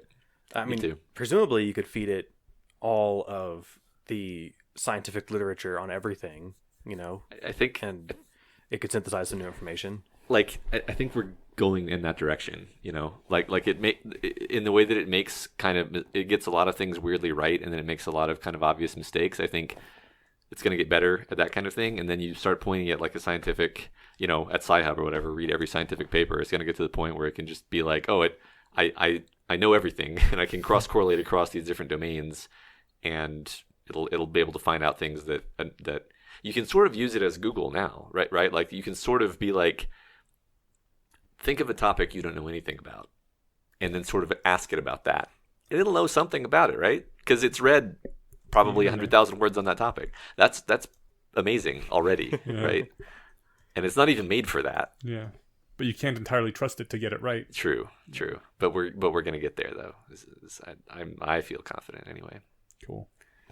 You have a little mini Oracle. Yeah, basically. Well, do we want to talk about what has happened in the rationalist world over the past 10 years? I can start really quick with a very simple one, which is I mentioned sometime. Oh, that was my long tangent on memories and stuff, because I remember specifically assuming this memory is accurate, even what stoplight I was at when I was listening to Rationally Speaking. This part of the memory must be true, because that's where I heard of at the end of the podcast they would do the Rationally Speaking pick, where they pick whatever book, video game, or TV show or whatever tickled the rational fancy, you know, between this and the last episode. And Julia Galef plugged Harry Potter and the Methods of Rationality. And the only reason I found it was because at a stoplight, and I was able to take a note and say, look at this later. Was this 10 years ago? No, this would have been, it's hard to say, something like, oh wait, almost 10. Okay. Yeah, just about. Not because I would have been reading this, I could look up whatever year I graduated from Front Range, the community college I went to, and it would have been around that year. Within a year, it would have been before I graduated there. Yeah, for sure. So yeah, about a decade ago. Okay. Perfect. All right, this does line up. Yeah. I was gonna guess 6 or 7, but when you made me think about it, yeah, okay, so closer to 10. And then yeah, the only other thing that makes me feel like any time has passed with regard to any of this is that I think Method of Rationality wrapped up in 2015, right? I'm looking at the publication date, 2010 to 2015. Yeah, okay. So in March 2015 will have been, well, we're coming up on the 5-year anniversary of the Denver area Less Wrong. Yeah. Because we had a handful of meetups that was like just you and me, and then one with me and just one other person one time. And then the big kickoff where people started coming was for the rap party for MOR, or for Method of Rationality. And because you're a local celebrity in that area, we had like 35 people show up, and probably 10 or 15 of them still come. Yeah. So, and we met some cool people. Yeah, that's I think how we met the folks from Colorado Springs. Yep. Yeah, so it's awesome. Yeah, and that was 5 years ago. So, geez. Yeah, we've moved from old Less Wrong, and then Less Wrong died, and then Less Wrong was reborn as Less Wrong 2.0. Yeah. And in between, there was the diaspora. The diaspora. Everybody had their own blogs. And yeah, so 2010, Less Wrong was still going pretty strong. I remember going back to see just like what was happening, and Eliezer was still posting the sequences at that point. He hadn't finished them. And there was a lot of posts by Scott Alexander, by Gwern, by all the early movement people in there. The people that ended up becoming the diaspora. Yeah, exactly. And then, yeah, after a while, Eliezer stopped posting there, started getting more serious with Miri, which at the time I think was still SIAI. The Singularity Institute, yeah. Yeah. I think they changed their name in mid-2010s. Miri's better because it's much easier CI to say. Yeah. is weird. Yeah. Well, and Singularity in 2001 when he started the Institute wasn't meant something as different. Yeah, it wasn't as pop sciencey of a term. Right. I think I admire a lot of the stuff that Ray Kurzweil has done, but I think he ruined the word. So I think that's partly, I don't know how much of the effort for the rebranding goes on his shoulders, but probably some of it. Speaking of Kurzweil and timelines, I recommend, I mean, I don't know, I enjoy this kind of thing. There's the Asilomar AI conference where Yudkowsky was there, but he didn't talk. You can see the back of his head when he asks a question at one point on the YouTube video, which is a very Yudkowsky question. I don't remember exactly what it was, but I remember it being very Yudkowsky. But anyway, Kurzweil does this thing where he's like, "Look, here's all the trend lines. here's how I'm completely still right about everything, and everything's still on track, like I've always said. And like I've always liked Kurzweil because he dares to make these predictions. Like people get on his case, and I'm just like, okay, you make predictions then, you know. And like he tends to be more accurate than not, right? Like I don't know, like you can always find ways to nitpick, but like very often, kind of the spirit of what he's trying to say is accurate, even if he fails to anticipate some particular change in paradigm. Mm-hmm. I've always been impressed. And the point of me bringing this up is like this was a fairly recent conference. And he's basically saying all of his kind of trend line predictions are still on track, more or less. So, and don't get me wrong, I like Kurzweil too. Yeah. I think like I said, for me it was specifically around the use of the word singularity. Yeah, I've heard people who have no idea what any technical definition of that would even mean use the word, and Right. I think that's part of why. So it's just like it just got distilled too much. Mhm. It's not necessarily it's not like this guy's out there saying a bunch of nonsense and that's why it happened. I meant that word specifically. yeah, it became kind of a marketing word. And Yeah. I get Miri wanting to move away from that. The only thing that let's see, I'm trying to think of what I've read from Kurzweil. I know I watched one or two of his documentaries, but like Michio Kaku makes like by 2030 he'll make like highly specific predictions that have like 5 components in them, and I don't know. Maybe he's really confident, and I guess we'll see in 10 years. I'll have to double check exactly what I'm thinking of. But there was one about like in 2030 we'll have like basically super cheap TVs where it'll be like wallpaper and it'll be able to simulate environments, and I forget all of the ands in the statement, but it was several. Yeah. And he could just say like maybe we'll have super cheap, Very thin screens. yeah, very thin screens that are so inexpensive that you can plaster your walls with them, which would be kind of cool. It'd be like what was the Imaginarium thing that they had in Community? Their little closet. Oh, okay. Yeah, I remember what you're talking about. Troy and Abed had this like closet with just like yellow tape grid squares painted on it, and there's go in there and like imagine, and it'll be like that, except you get or like the holodeck. Is that what it was called in Star Trek? Yes. Yeah, perfect. All I remember is the version of that they had in the X-Men to train the X-Men. Oh yeah, the danger room. Yeah, but that at least simulated like actual things. It wasn't just vision. Although I'm assuming the holodeck did It that did too, yeah, holodeck. because they had force fields and they could materialize things. Yeah. Oh, smart. Yeah, okay, that makes sense. Yeah, we get force fields and TV walls, and we're all the way to a holodeck. Perfect. Yep. The porn industry is going to be wild with this stuff. Porn industry is always pushing the technological envelope. I mean, that's canon in Deep Space Nine. The only purpose of the holosuites is for prostitution. So That makes sense. Yeah. They were seeing the future, not as we want it to be, but as it will be. It wasn't the only purpose, but not- it was a major I purpose. mean, if you think about the internet, yeah. like how much of the internet is like drug trafficking and porn. I do want to point out, like I just got to thinking about this the last 2 days, the 10-year retrospective on the rationality movement. I think it's really fucking impressive. Oh yeah. Because it was literally start out just as like one guy's blog, and then it turns sort of into like a shared blog. And at this point, we've got multiple community houses across the nation. We've got this the CFAR workshop thing that they do, and more importantly, there's like a lot of thought influence that has come out of this. Like, I think the major acceptance of AI as a existential threat to humanity by technological and thought leaders is in strong part because of the original rationalist community influence. Yeah, the concern about X risks in general. Yeah, like Nick Bostrom came directly out of Less Wrong, and he's Oxford Future of Humanity Institute head, and yeah, I think that's very much on the shoulders of the rationalist community. There's this whole EA effective altruism movement, which I was going to bring that up. Yeah, came out of that. There's actually one state legislature who is explicitly rationalist. Legislator in New Hampshire, I think it is. I mean, it's impressive the strides that have happened in the past 10 years. And Scott Alexander, major, influencer, he's over 100,000 views on some of his blog posts and is quoted by people in, was it the New York Times? I hear him quoted all the time by like Ezra Klein and people in kind of the more San Francisco scene.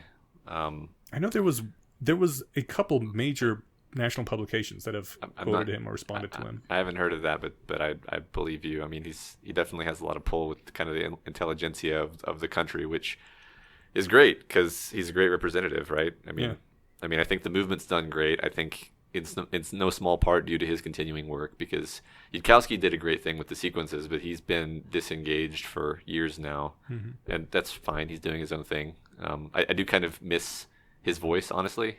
Yeah, it seemed like he always wanted, though, to move into the domain of working on AI research, and that was kind of what he was trying to rally everybody behind. Yeah. And he was a little bit disappointed when, like, all the readers of Methods of Rationality didn't go into AI fields, but I honestly, like, think that the rationality community has, well, I mean, Eneasz already brought up effective altruism, but yeah, like, the focus on other X risks, like pandemics, the fact that there's, like, meal squares, like, and other, like, weird Silicon Valley startups, some of which are, like, coming out of that kind of community. And I really like how much progress people have made towards, like, rationalist psychology and self-help. I was kind of interested in that stuff, like, in my, like, early teens, and then got really quickly turned off by looking at how much of it was woo, or none of it had been studied at all. Just, there's much better ability to find recommendations on how to combat acrasia. Yeah, stuff like Beeminder and Complice and so forth came out of this community. And it's interesting because, like, I like put in the little comment section of my first donation to Miri, like, I got here from Methods of Rationality, and somebody who worked there wrote back, like, commented on, because this is when I had a blog for like a year, and they either commented on that or messaged on there and said, hey, because it was only like $80 or something, because I was delivering pizzas part-time, but they were doing like a fundraiser, like, $1 for, or whatever, 2 for 1 or something for the end of the month. So it's like, that's when really you should, that's always been my thing too. Side note, if I ever had like one of the interview questions I got for my job was like, if you had $100 million, what would you do? And one of the obvious things, what people say, I'd give a bunch to charity. And it's like, yes, but what I would do is I'd like double my impact by saying I would set it up in advance and say, I will do a 2-to-1 match or a 1-to-1 match for the whole summer. And like, then that way it'll encourage more people to give, and I get to give money. But I remember when we had Yudkowsky on the podcast, I wonder if he feels any different now, because I knew at the time that he was in dialogue with Sam Harris about, like, maybe, like, Harris was thinking about writing a book or something on the subject, which I don't think he's ever going to get around to doing, because I don't think he has anything, like, novel to say on the subject, which isn't bad. It's just, this isn't his thing. It's an interest, but not like a, whatever, you see what I'm saying? It's not like meditation. Yeah. But I because I pushed back on him because he said, like, Yudkowsky said something along the lines of he didn't feel hopeful, even though, like, this is getting more mainstream attention. And maybe that's because, most articles have a Terminator at the top of the pictures, or at the top of the article or something. But when Neil deGrasse Tyson was on Harris's podcast, Harris was riding his AI bandwagon, really hard that year or something, and brought that up to him, and Tyson's thing was like, oh, I'd just shoot it with a shotgun if I felt like it was trying to get out of the box.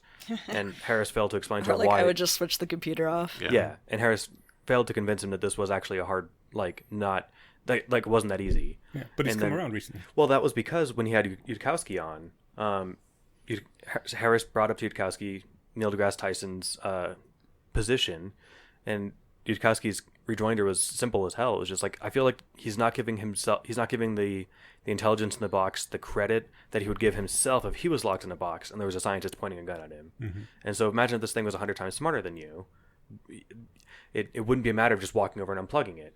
And then shortly after, apparently Tyson listens to Harris's podcast and says, that convinced me, I changed my mind. So, like, we've got people who, I don't know, maybe this will come up on Cosmos Season 2, which I don't even know if that's actually happened or happening. Haven't heard Hasn't anything. happened yet. So maybe they'll do an Hopefully AI it episode will and he'll happen. mention that this is actually a thing, and it'll air at 7 o'clock on Fox on Sunday, right?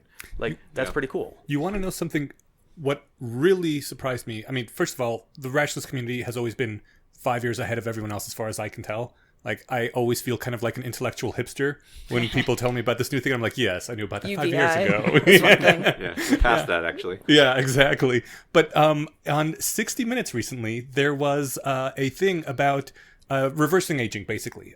Scientists researching it, and my parents, like, sat me down and showed me this because they're really, into it, and they are of the mainstream. They watch, like, 60 Minutes and shows like that, right? And I was like, oh, God, here's going to be another one of those, it's unnatural and all life must end or something. And the interviewer was talking to the researcher, and the scientist said something about like, it would be something positive about ending aging, right? And the interviewer, who looks to be somewhere in his 60s or 70s, said, yeah, let's get on that. I would really like that. Not those exact words, but a very positive affect. And I was like, holy shit, the world has completely turned around from where it was 20 years ago. Like, that blew my mind. And my parents were actually, like, believing it. And, I mean, believing in, like, this is when I talked to them about ending aging 5-10 years ago, they were like, that'll never happen. Who would even want to have such a thing? And now they're like, this is a great idea, son. And I was like, wow, this. I love how things have progressed. I want to say the advent of CRISPR is probably one of the things that is primarily responsible for people becoming more hopeful about that kind of thing, or more terrified. What was the name of the book? There was this audiobook I was listening to when I went to the New York solstice, because Phoenix and I drove, so we had a lot of time to listen to audiobooks. I think it was some book that was like talking about the 10 biggest things that are going to change the future, and the view they had about ending aging was so negative, or at least so like, you may not like it, but here's the things that might happen, and like, I think it was just everything that they brought up about how like, oh, there's going to be genetically engineered babies that are going to be healthier and smarter. You might have to never say goodbye to your loved ones. Yeah. Here's some bad news. In 50 years, your body will cease to break down and get worse and worse until you eventually die forever. Yeah. How bad does that sound? Yeah. I read that book Lifespan by that aging researcher recently, which is why Aubrey I started de Grey? taking NMN. What? Sorry. Lifespan? Is that right? Is it Lifespan or is it? Was it Aubrey de Grey? No. Because he's the guy who looks like Gandalf, but he's like 41. I know. No. This guy's like the head of the Harvard Aging Research Lab. He's a much more legit scientist. Oh, David Sinclair? Yeah, David Sinclair.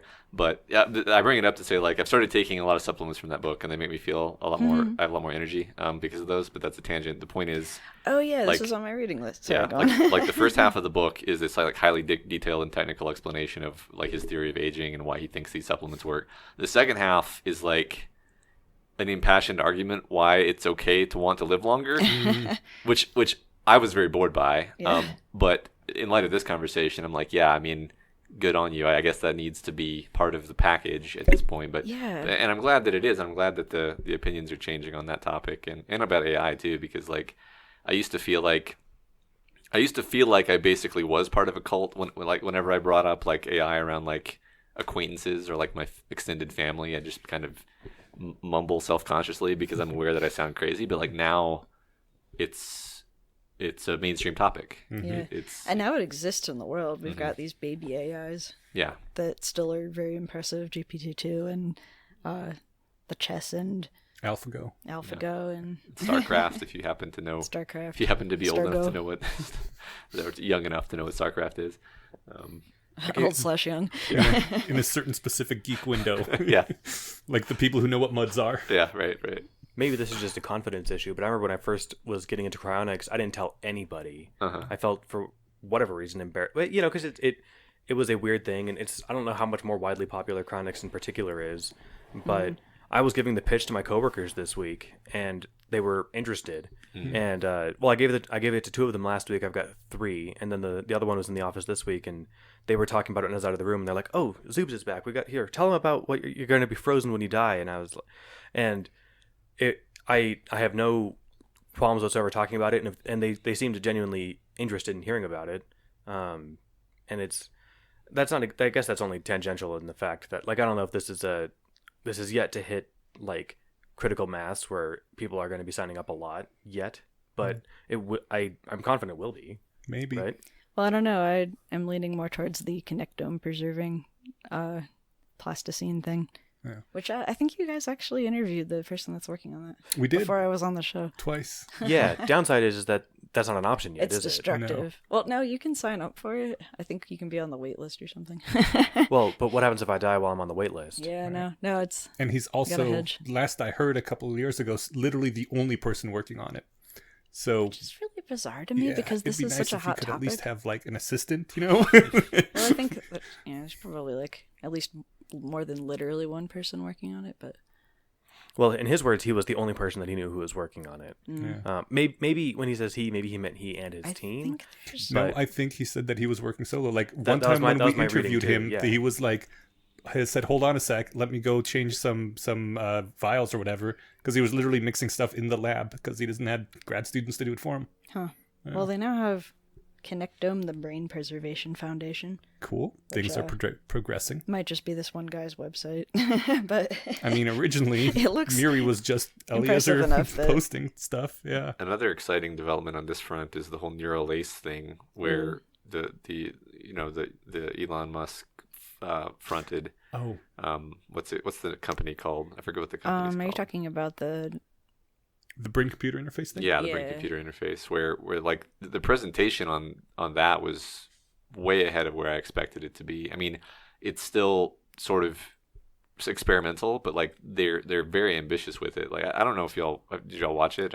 that could come soon enough for me because I like empathize so hard with Elon Musk talking about how terrible it is to have gone from, well, we used to have these, computers with keyboards that you could use all of your fingers to type on, and now we've got our thumbs. And you're just I feel so much pain when I'm trying to keep up with correspondence on my phone and I'm not able to pull my laptop out. Yeah. I don't put much stock in presentations because they always show you the stuff that they have working well, and you don't get to see all the things that break immediately if you try to go off script. Sure. I mean, so they've apparently actually tested some versions of this in mice, and it works, or whatever value of works means. But basically their plan is to have a thing where like they drill a little hole in your skull. It's like an outpatient surgery. They drill a hole in your skull. They get this little robot that like goes inside your skull somehow and stabs like 1,000 electrodes throughout your cerebral cortex. And then there's like input-output capability with these electrodes, because there's a whole bunch of little innovations, like the electrodes themselves being like able to tolerate that environment and detect really, really small voltages. So they end up getting like the voltage trace across basically your whole, human part of your brain, the outside. Mm-hmm. And if our understanding of how the brain works is correct, then that should give you the ability to like control things, or even have it like shoot information into your brain. That's fucking awesome. I know Kung Fu. Brain. Yeah. If I could just type with my brain, that would just be such a quality of life improvement. Yeah. Well, it depends on how fast he typed. If I could type, I mean, I only bring that up because Stephen Hawking, could type with his brain, right? Yeah. But it took ages. Yeah. So. Yeah, but he was pretty prolific. I think you wouldn't be able to get an MRI anymore, though, if you had that, right? Oh gosh, no. I don't know. Unless the metal was non-ferrous, but even then they'd probably freak out. It has to be ferrous because it has to conduct electricity in order to be useful as an input-output. I got a photo from a coworker of mine that was amazing, which was he was a former he worked in neurology, he works in cancer now, but his wife still works in some neurology thing, and she sent him a picture of like, this is why you don't I don't know, I forget what the exact like quote was, which is bad, but it was a wheelchair that was smashed, like just absolutely like as though like a giant had taken a wheelchair and like smashed it into the front of an MRI. Apparently somebody had left a wheelchair in there. Oh my god. Luckily no patient was sitting in the wheelchair, but it was just like, there was something about like, this is why you don't let interns use the MRI. Somebody was in the machine, and that would be... Is aluminum non-magnetic? Well, I was going to say, ferrous means has iron in it, and like right. gold is superconductive and has no iron in it. Yeah. So I guess they could use gold or something. Yeah, but I don't know how corrosive that would be, yeah. or how again, like titanium might be a good go to, right? It's non-reactive with the immune system. I'm not sure. You can definitely get an MRI with titanium. So yeah. I think they'll probably figure it out. I'm first in line though. Oh, yeah. My usual thing on these is on things in general, but I think specifically with drilling something into my brain, I'm second in line. I want the Gen 2 version. Yeah. I've bought Gen 1 versions. Like the closest I've got to this is I've got a transcranial direct current stimulation unit, and I bought what I think was the first commercially available one on the market. Like when I was first looking into this like a decade ago, there was nowhere that was making them. Mm-hmm. And I was like, okay, well I don't know enough about electrical engineering to ever hope of making a safe one myself that I put on my head and zap my brain with. So I was like, well, maybe I could pay somebody to do it. And then when I was still tossing around the idea of trying to figure out how to get someone that I could trust and, how to budget getting this all together, someplace online was selling these, so I bought one of the first commercially available units, and I want to compare it to yours because you just bought one a few weeks ago. Yeah, it's I have the Halo Sport, which is a Cool. consumer ready one that's been tested in clinical trials, and it is the second generation. And I like it a lot. I mean, it sits over the band of your ears, and it is just for training the muscle memory portion of your brain. So it's for doing exercise or doing something like learning a musical instrument. I have a lot of ideas for what I want to try to train with it, though, like sign language. I have been using it with Beat Saber, which I think I mentioned before, but it just looks fucking hilarious because you already have to wear this big VR headset in order to play Beat Saber. So now I've got a headset over a headset, and then I'm usually playing Beat Saber like in my underwear because you get really fucking hot playing that game. So yeah, the weird cyberpunk future. I'm going full cyborg. Yeah. Well, yeah, they compared the surgery to, they wanted to be like a LASIK surgery, and Steven and I have already, all three of us already had that. You and me soon, hopefully, because I just got vision insurance. Nice. Laser Eye Group.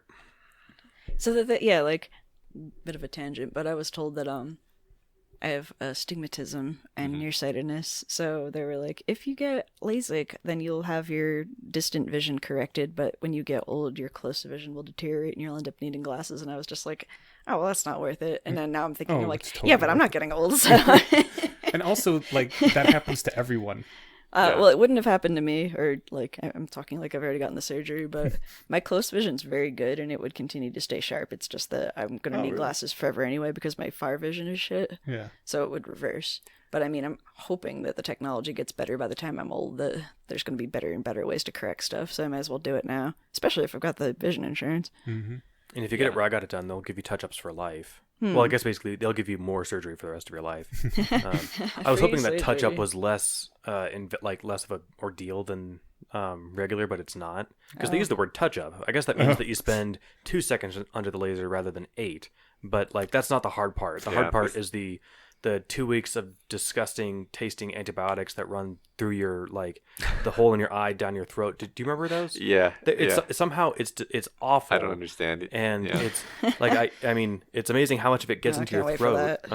Well, I mean the trick is you put it on this way and it drains out this way, and then I usually just would drink tea when I was putting in the drops too.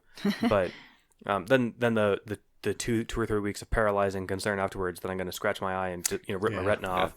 And yet, like the second morning I woke up doing this, and I'm a light sleeper, so that woke me up immediately. And no one could hear me scratching my eye, but I was fine. And the main thing that also kept me sane about it was that like this makes me sound like I'm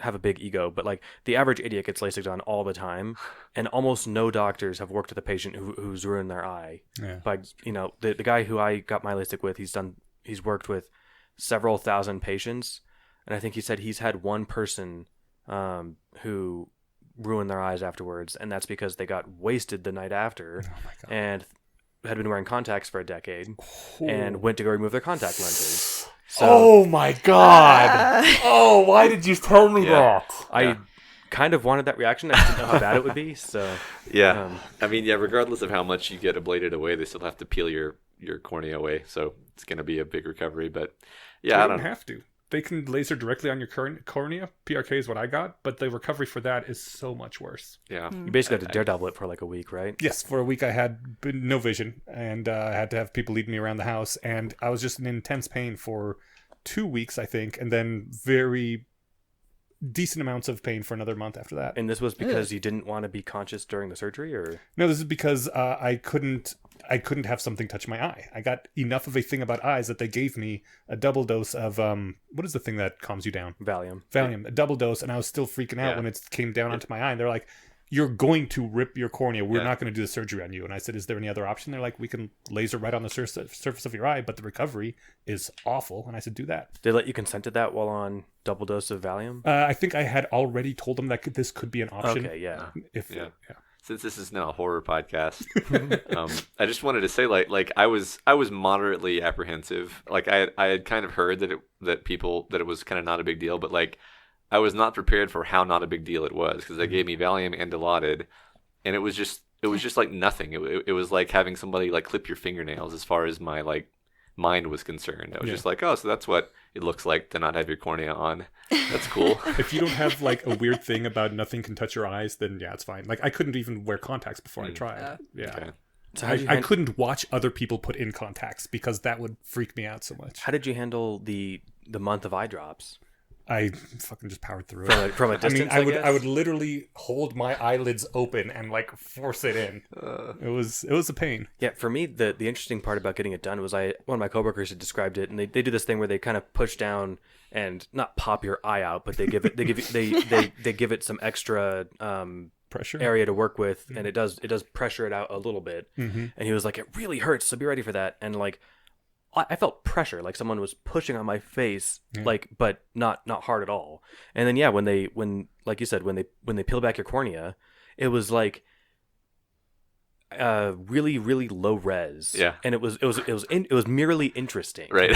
And I wasn't the least bit alarmed. My Exactly. coworker got her LASIK done over lunch and came back and worked the rest of the day. That strikes me as a little irresponsible. I went home and took a nap because that was Yeah. what that was doctor's orders. So Yeah. my wife fed me a quesadilla because there was nowhere nearby to get like easy like feed a blind person food, and so I had a quesadilla and went to bed listening to the episode of Brooklyn Nine-Nine where one of the detectives gets LASIK surgery. So. I gotta say, even with the horrible recovery of PRK, one of the best things I've ever done in my life. And this was within the last decade. No? Was it? Ooh, it was what right had around to have 10 been. years. May have been before 2010. I'm not sure. Really? Yeah. You still feel that good about it though, so Yes. Yeah, absolutely. yeah, that's great. We should probably move along, but before we do that, any major personal life things changing over the past 10 years? Let's go around the circle. Yeah, I have a lot of them. I mean, I switched careers twice, moved, had my house burned down, changed genders. Man, yeah. I made a lot of these changes were directly the result of less wrong in the rationality community or indirectly from inspiration that I got from reading Gwern and realizing that like this is a person putting science in a framework where I can understand it and I'm super interested in it, and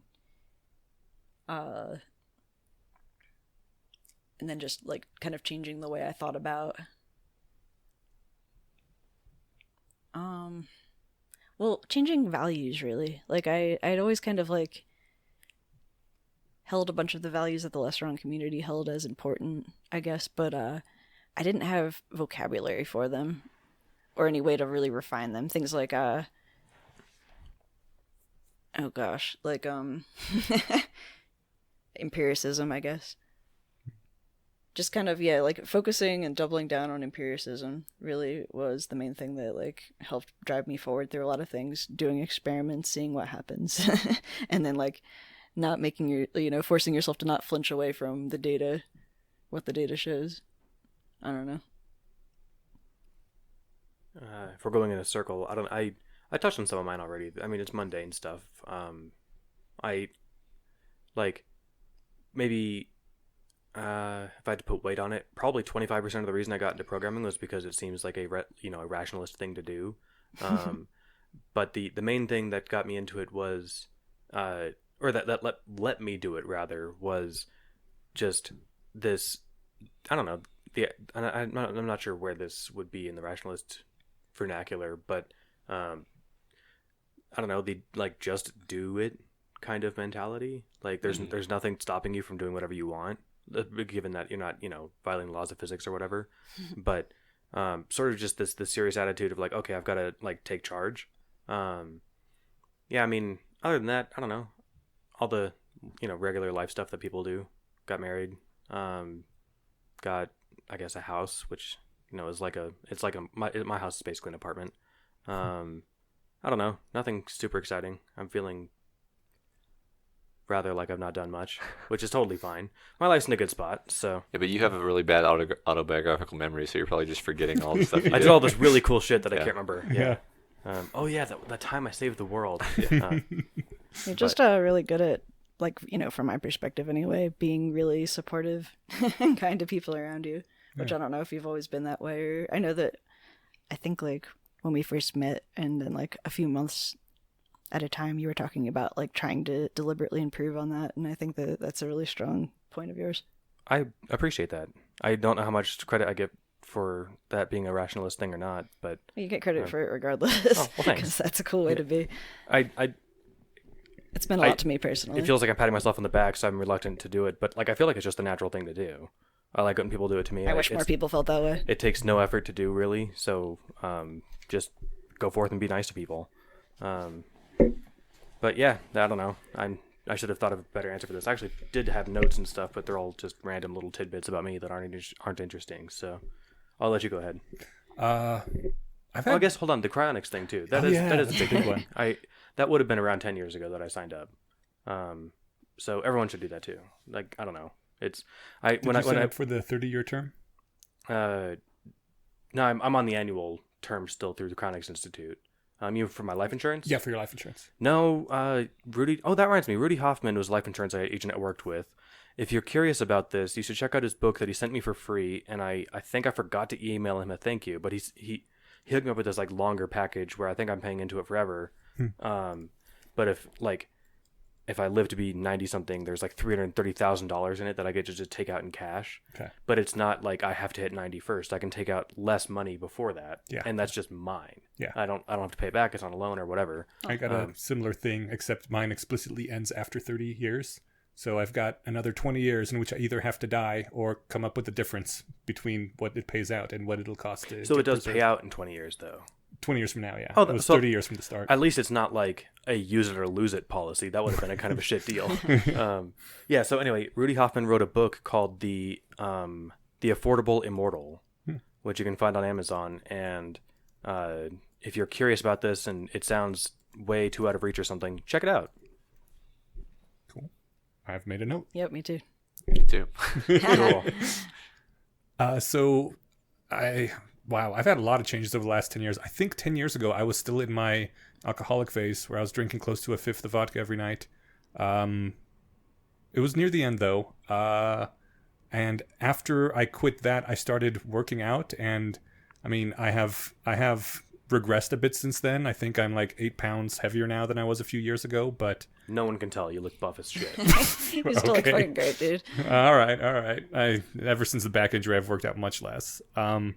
But I think the big change happened.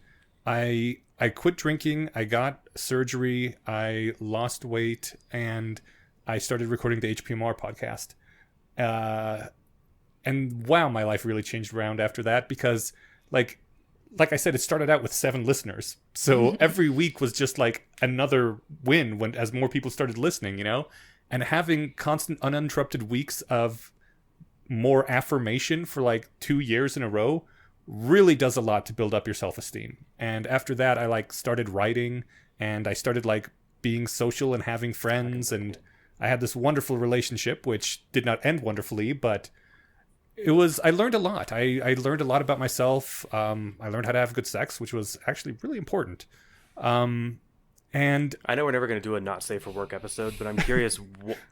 We don't have to do it, but yeah. I'm curious. At some point, just you and me can sit down. Yeah. We'll turn off the lights so we don't have to look at each other. For the record, I'm already awesome at sex. So I'm curious what the reference was like. Like I sucked, then I got good at it. Anyway, sorry. But as long as we're boosting your ego, it's worth it's worth pointing out that well, I've had some major defeats in the past 2 years. Well, everyone has. I mean, if it was all that's life, right? Yeah, but, exactly. But this podcast, the one I'm doing that is still on your feed, is completely piggybacking off of yours. Okay. I see. I don't go to the HPMR subreddit specifically, but I see on the front page of my regular feed once every 2 weeks, someone's like, "Have you guys heard the audiobook?" Nice. And it's like. This was my introduction really to the rationalist movement because I was driving a lot, and that's how I listened / read the book. And I met you. You were at my wedding. We're doing this podcast. We're coming up on 4 years. Oh. It wasn't just this one thing you did. Now it's behind you. This is still happening, and so don't stop patting yourself on the back for that. Or at least the rest of us will keep doing it. Yeah. I think the thing that most surprises me is that when I was in my late teens and 20s, I was really much sort of a violent revolutionary leftist. I was very much a burn the system and start over because it's all corrupt kind of thing. And now I am much more conservative, and I'm still extremely liberal, but I no longer like want to kill everyone in power and eat the rich and burn down the city. Like, I'm like, most of my stuff is in the city. Please don't burn it down. Yeah. People would get hurt. Yeah, exactly. Yeah, so that's been like, very weird. I don't know. That like sounds a little bit like maturity. I guess I just. Like 20-year-old me would look at revolutionary thing sounds more like the kind of YA like mentality. Yeah. It sounds more like you're just like. I would be disappointed. Young me would be disappointed in my current self, though. That's a question. Can we go back and answer that for the two of us? Like, how would you of 10 years ago feel about you today? Yeah. Because me of 10 years ago, I think would be stoked on who I am today. Yeah. For the most part, I don't feel any sense of accomplishment or like anything like that. Although I recognize that I probably should. Mm-hmm. But yeah, I think. My life is better in every way. It's just that my values have drifted somewhat. And that would be concerning to younger me. Yeah, younger you'd probably hate the fact that you own property or something, right? Maybe. Yeah. Younger you was weird. That's all right. Yeah, well, I mean, I'm just remembering, because I have, again, my journals, like, telling a friend of mine that if I stop believing in magic, then kill me, because I'm not me anymore. And it's like... Now, I don't know, like, the 10 years ago me would have looked back at that, which I guess was another 10 years. Like, what the hell? Mm-hmm. That's not 10 years ago, but yeah, like, I'm 33 now, so, like, 23-year-old me would have been like, well, fuck, like, I didn't have the self-esteem to think that I could go into a scientific field, or that, like, I was going to ever make money or understand how to adult, how to have, like, stable relationships or manage money or any of that, so, like...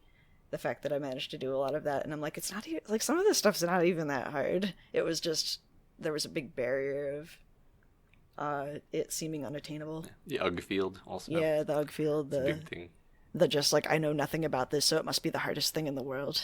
Is that the word for that, the UG field? I mean, that's kind of the less wrong concept for it. I would say, I mean, where I was 10 years ago, that's probably something I struggled with a lot, was just the idea of, like, I was in graduate school, but just like everything about graduating just seemed impossible. It's like this, I was in a certain sense you could say I was in grad school to avoid having to go into the real world. That's why I went to college. Yeah, and so like, but that wasn't really a solution because like that's just a stressful thing too.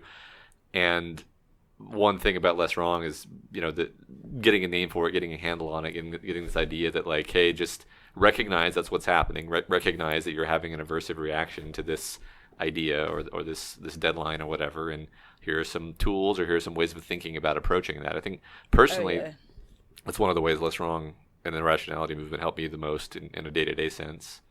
Yeah, giving you all kinds of tools and frameworks. Mm-hmm. Like, here's the model I'm using. Here's what the mental motions towards doing that thing look like. Mm-hmm. I wish that I'd had a lot of that stuff explained to me earlier on, but it was still invaluable having, like, read blogs where other people talk about, here's how I do social skills, or, like, here's how I approach something that seems just really difficult to the point that it makes me so anxious that I can't think about it. Like, it makes your problem seem less intractable. The fact that someone else is like saying, I've had this problem and here are some steps I've used to overcome it.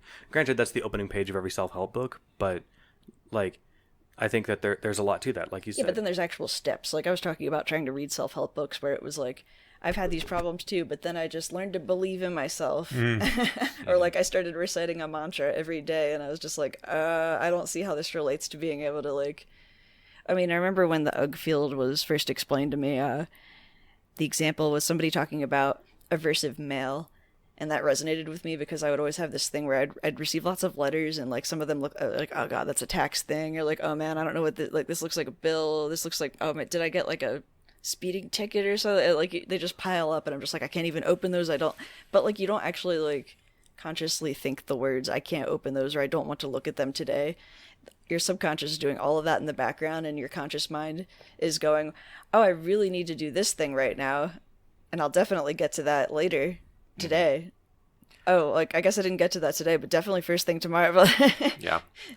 You're like, when you realize, like, what's going on subconsciously and that there are ways to fix that, it's like, oh, okay. Like, because, like, opening the mail and then figuring out what to do about it isn't even that hard. It's just really aversive because you've, like, negatively reinforced opening mail so many times. Yeah, it's funny because I didn't even realize this about myself until you talked about it, but like I used to have that exact reaction about mail, I used to have that reaction about email, except maybe even worse because I had like this horrible boss where I would like on an intermittent reinforcement schedule get these horrible like it's the middle of Saturday but you're dropping everything and working now because I had one of those. yeah.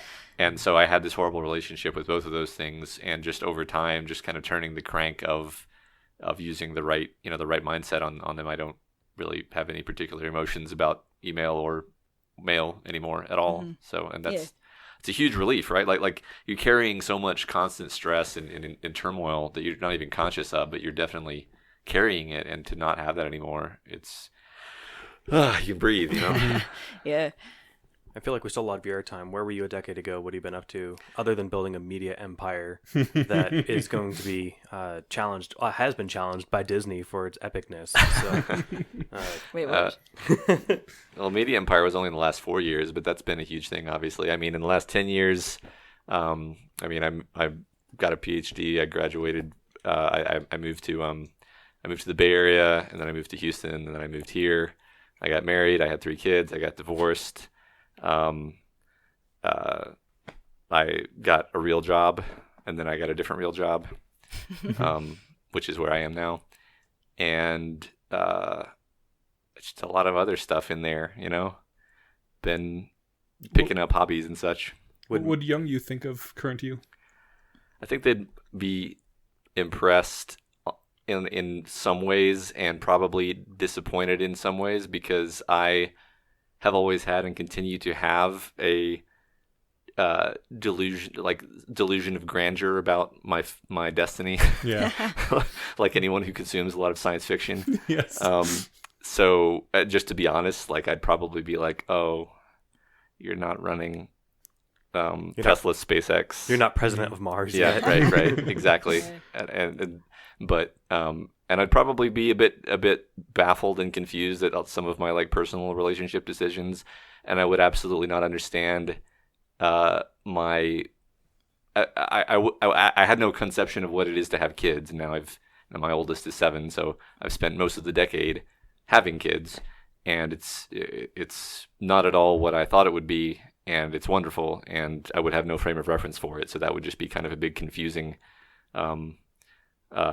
Maybe I wouldn't be able to relate to myself, if that makes sense. Yeah. No, that makes perfect sense. When I was thinking about going back in 10-year increments, I was like, each of the like different 10-year increments of me probably like would kind of recognize myself in each of me, but then also there would be these big gaps of this is a different person. Mm-hmm.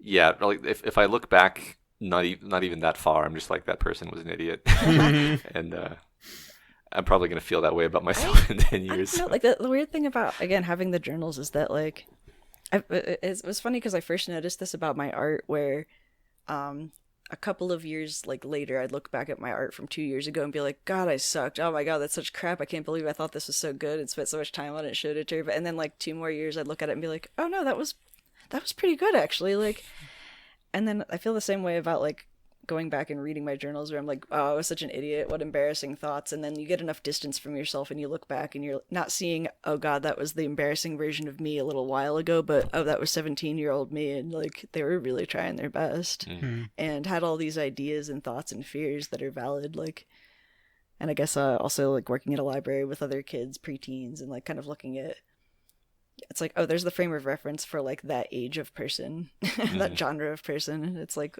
no, that like I was a pretty cool teenager and I was way too hard on myself. I don't know, that's kind of an important, I think it's important to not look back and be like, God, I was an idiot, because like you're still that person partially. When I look back on how easy my parents had it with me, and at the time I thought I was a rebel because I would get punished for little things, you know? And yeah, now I'm like, oh my God, I did 0 drugs, I skipped 0 classes, you freaking bastards were jerks. Yeah, I never give my younger self a hard time. Luckily, my period of like, delusions of grandeur, if you want to call it that, only lasted maybe a year or 2. So I never got too entrenched in that. But my, like, I'm hoping that, in another 10 years I'll look back on 30-year-old Steven and be like, oh, okay, you know what? Yeah, he wasn't nearly as awesome as he could have been, but he was doing what he could, and you're who you are now because of who that guy was. So that's how I feel in relation to Steven sub 2010. So, yeah. I like what Jess just said about being easier on yourself, because I do think it creates a lot of unnecessary internal conflict for me to. I think the label for it is goodism, like just the constant pressure on yourself that you need to be better and that you should be better, and it's like, just go easy on it. Like, first of all, that's probably not even doing you any favors. Yeah. And it's causing you very real suffering. I've done a lot of work in therapy where I feel like I almost was trying to hide the person that I used to be because I felt like it was shameful. And it was just because it was this person who had really bad anxiety and depression and was bad at social interactions and it's like those aren't shameful ways to be. Like, that's like sad. I would never want like some 14-year-old to feel like they're a bad person and don't deserve nice things because they're like bad at social interactions or like can't figure out how to get good grades in school because they have ADD or like people are pretty good on the whole. That's another weird like mental shift that I think I've gone through.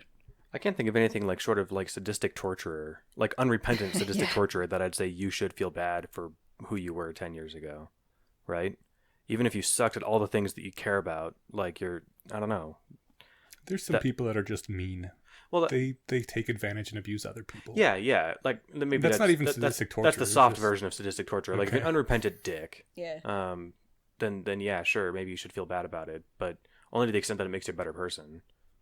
Well, even if it doesn't, and it at least makes you stop being a dick. In that sense, my inner utilitarian is like, yeah, okay, you be miserable if that stops you from making other people's lives miserable. But for the most part, no one should ever feel bad about what they're like. As a kid, I was probably a dick. I had a lot of terrible role models, but like, I think I don't blame myself for the things I did when I was 12 or 13. Right? It's been a long time since I've looked back at the mean things I've done and like felt bad about it. I don't identify with that person at all, right? Yeah, I mean, I share very few atoms with that person and very few memories with that person. There's some vague sense of physical continuity, but like other than that, I don't feel like I relate to that person whatsoever. Yeah, I still feel vaguely bad about every single time I was mean to my brother. But that said, I don't think it's healthy to like continue to flagellate myself about that at age 30 something. So. Some years ago, I apologized to my brother for one time. I was really like, I yelled at him because he ruined one of my save files on Majora's Mask, because that game has like a time thing where if and I like yelled at him and made him feel bad, and like a decade later, 15 years later, I remembered it, and he was like, I have no idea what you're talking about. And I'm like, of course you don't, because this wasn't like a thing to you. Like you remembered it at the time, and then it went away, and I still have been thinking about it for ages. Yeah, life's weird. This is the part of the podcast where I get inarticulate, and where we're supposed to do the less wrong posts, but we're once again probably. Do we have time? Because I'd love to. I think we got time. All right, good. Let's do them. All right, on to the less wrong posts then. Did you get a chance to get to them? I did. All right. Okay, our first less wrong. You're familiar post. with the blog, right? Yeah. Lesswrong.com. He's heard of it. You can find some of Matt's posts at Mordinamail. Mordinamail. That's my handle for everything. All right, so translate that again for me from the ancient language. Death of Hope. Death of Hope. Oh, wow. It's the kind of handle you choose when you're 16. Yes. And then you never change. I love it. No, I think it's great. I recognize the ancient language. Is that what it's called? It's the old tongue. Yeah. The old tongue from Wheel of Time, which gives me shit for mentioning because it's the only long series I've ever read that wasn't Harry Potter. But yeah, I couldn't remember the word parts. Anyway, yes. So that. Cool. Our first post was Your Strength as a Rationalist, which starts off as him telling about a thing that happened to him, an anecdote, as one will, in an IRC chat room. Do people all know what IRC chat rooms are?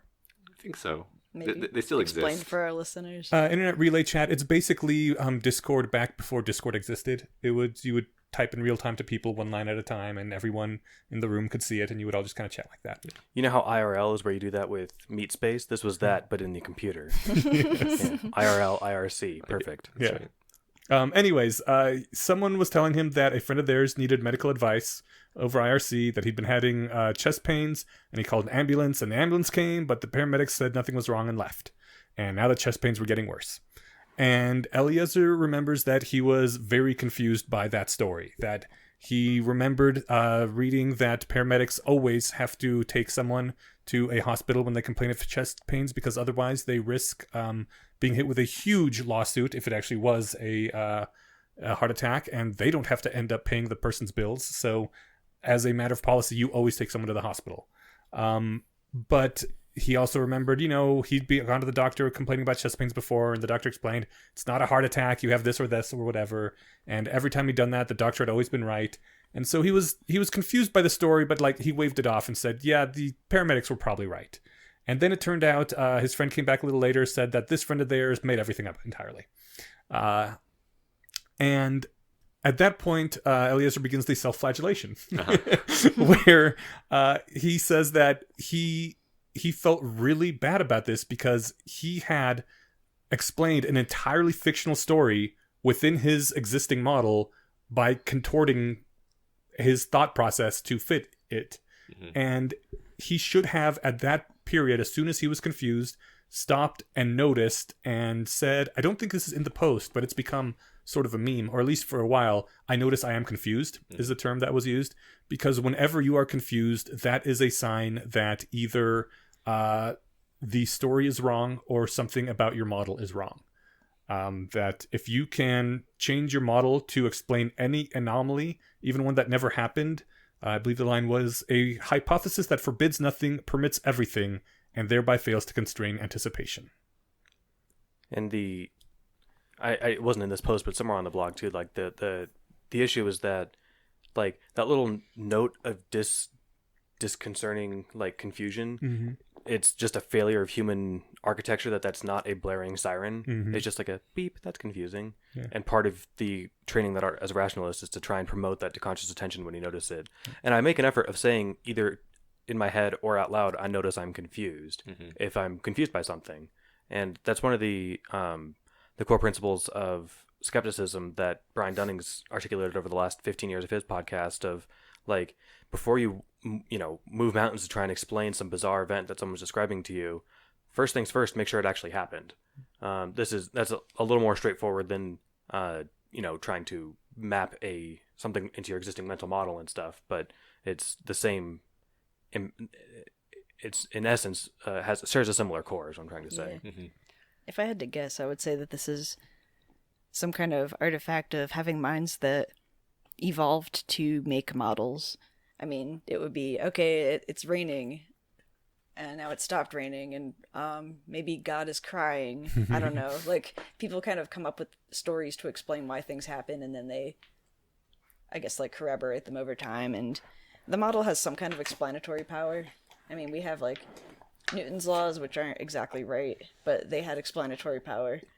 But we have, like, as a species, standing on the shoulders of giants who have actually done the math, we have good models now, and it makes a lot less sense for us to try to come up with an explanation than to kind of pause and be like, well, it makes more sense that this person was making something up. Although the thing with the paramedics, the first thing, of course, that jumped into my mind was, that's actually not true. The paramedics do not have to take you to the hospital if you refuse care. Oh, yeah. I mean, of course, the Eliezer probably knew that, and that was probably one of the things that was disconfirmed early on, but, like, it was just like, at me reading this story, I couldn't get that out of my head, because I was, like, remembering a time when I was doing volunteer EMS, and we showed up on scene of someone who had cut their finger off, and they refused care. They're like, I'm just going to duct tape it back on. Whoa. Oh my God. And we had to leave, because you're not actually allowed to force somebody to the hospital if they don't want to, but we're like, dude, you really... Okay. Do you just need, like, two people to affirm their verbal consent, or do you need them to sign something saying, okay, you're telling us... they have to sign something, or if they, like, are unable or, uncooperative, but, like, you can use verbal consent. There's some, like, confusing legal stuff around it, but basically, like... I remember an EMS person telling me that one time they went to someone who was having a heart attack, and they refused care because it would be too expensive for them to go to the hospital. That was the same reason this guy with the finger said that, because, like, even though we were the volunteer EMS unit, so it was like the ambulance ride is not going to cost anything, and the care we give in the ambulance, but once we give you to the hospital, it's gonna probably, like, bankrupt you, unfortunately. Yeah. And so the EMS team left, and she said, like, the whole time they were just hoping, I hope he falls unconscious soon and his wife calls us back, because once you're unconscious, you can't refuse care. Consent, yeah, and they show up. Oh, there's an unconscious guy. Looks like he's having a heart attack. To the hospital you go. Yeah, if that fills you with this awesome sense of whatever, there's a great subreddit for that called A Boring Dystopia, where it's like the whole sentiment is like, oh yeah, I've decided to discontinue living because I can no longer afford it. Yeah. My God. Yes. One thing I think that both of the ones we're going to discuss today are on a similar topic, but like I find that people lie a lot, and it's a nice framing for being like I used to be a lot more credulous, and over time just been a lot quicker with the filter of, rather than thinking like, that's odd, that story doesn't quite make sense, but I'll just be like, that's bullshit. and like people lie so much, honestly. Like you're seriously like you're so likely to be right if you just assume people are lying if their story doesn't make sense. They're not even necessarily lying out of bad faith. I remember when I was a little kid, my mom would just make shit up all the time. Like she would make up her own science facts, and like I really think that there's this human instinct to like there's a comfort in like having things make sense or there being some kind of story to something. But I remember one time my mom was like, bees aren't scary because they just want to drink the flowers, and I was just like, okay. And then another time I was wearing this floral bathing suit and a bee was buzzing around me, and I was like, don't worry, it just thinks you're a flower. But like before that she had told me bees go and sting flowers in order to like sting flowers. She's like, the bees go sting the flowers in order to like drink the nectar, which she didn't know what the hell she was talking about. She just made that up. And then like, so of course she's like, oh, don't worry, it thinks you're a flower. And I'm like, oh, so it's gonna sting me to try to drink my nectar? Like, okay. And I remember being like, I forget, like, I think I was not going to school at that time, so I would have had to been like less than 5 years old and realizing my mom's full of shit. She's just making shit up. Like, I was reading books about biology at the time. Of course, they were for kids or whatever, but like, I was like, wait a minute. So like really early, I was like, oh, my parents will just make shit up. So like, of course, everybody must be making shit up to me if like, you know, if my parents are. I've been trusting forever. I still am pretty trusting, unfortunately. I have this thing. I've been trying really hard to work on it, but I still do it sometimes, where I lie out of like social nicety. Like white lies? I guess, yeah, just something to like make things less awkward. And the ethics it's a bad around that habit are because really then confusing. You get stuck in a web of lies, you know? I mean, I would love to do a whole episode. Actually, there's another thing about radical honesty, because the ethics around lying get really confusing when it comes to like consent. Yeah. Like whether or not someone can. Would be going off on a huge tangent, but like the short version of this is like the standard culture, it is acceptable and expected that you do white lies in order to not hurt people's feelings, right? Or in order to go with whatever like the you know, like socially acceptable way to respond to certain things is. So doing radical honesty is actually subversive. Most people don't want it. I tried to do radical honesty, but like with people who have consented. I always wondered, like, sometimes you'll be telling a story and then I'll just be like, okay, if I tell this as it happened exactly, it will be boring and take 10 times as long. I can just make like a kernel of the story, which is not it's not a lie, but neither did it happen exactly this way. I almost feel like that's a public service sometimes when you're not altering the facts in a way that's going to mislead anybody in a dangerous way, but you're just making a more exciting story or one that's more palatable to listen to. That's how I think about it too. I don't really worry about it too much, but I do sometimes feel like, I hope this isn't like, misleading. am I being anyone. unethical right now? Yes, right. By making a better story for my friends. Yeah. I'm holding back a bunch of anecdotes and sidebars because we're running low on time, but I do the same thing, and I feel dirty when I do it. Like, so I'll be at work and I'm explaining, like, you know, something that happened on the way in, and I'm like, well, I'll say them the long version, and then like I feel like I'm not telling the truth, and I feel like that comes off, and it's weird, and I don't know a quick way around that. I know what you mean. Yeah, we'll solve it later. Deal.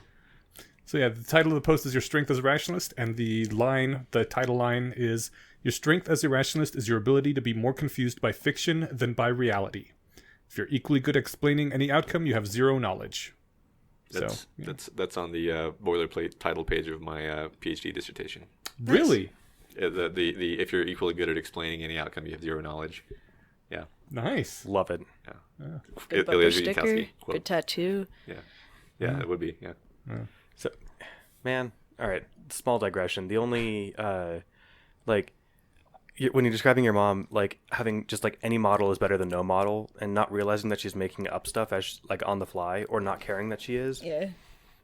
It makes me think of that scene in Methods of Rationality when they're all trying to explain some big plot event that I don't want to spoil, but they're people who have been part of like the cult of, not the cult of Harry, but like in his sphere of influence, and they're like, well, luckily we're all perfectly sane, right? Yeah, man, right. Man, it must have sucked to be like the rest of those people, and like that's what I feel like right now. I know.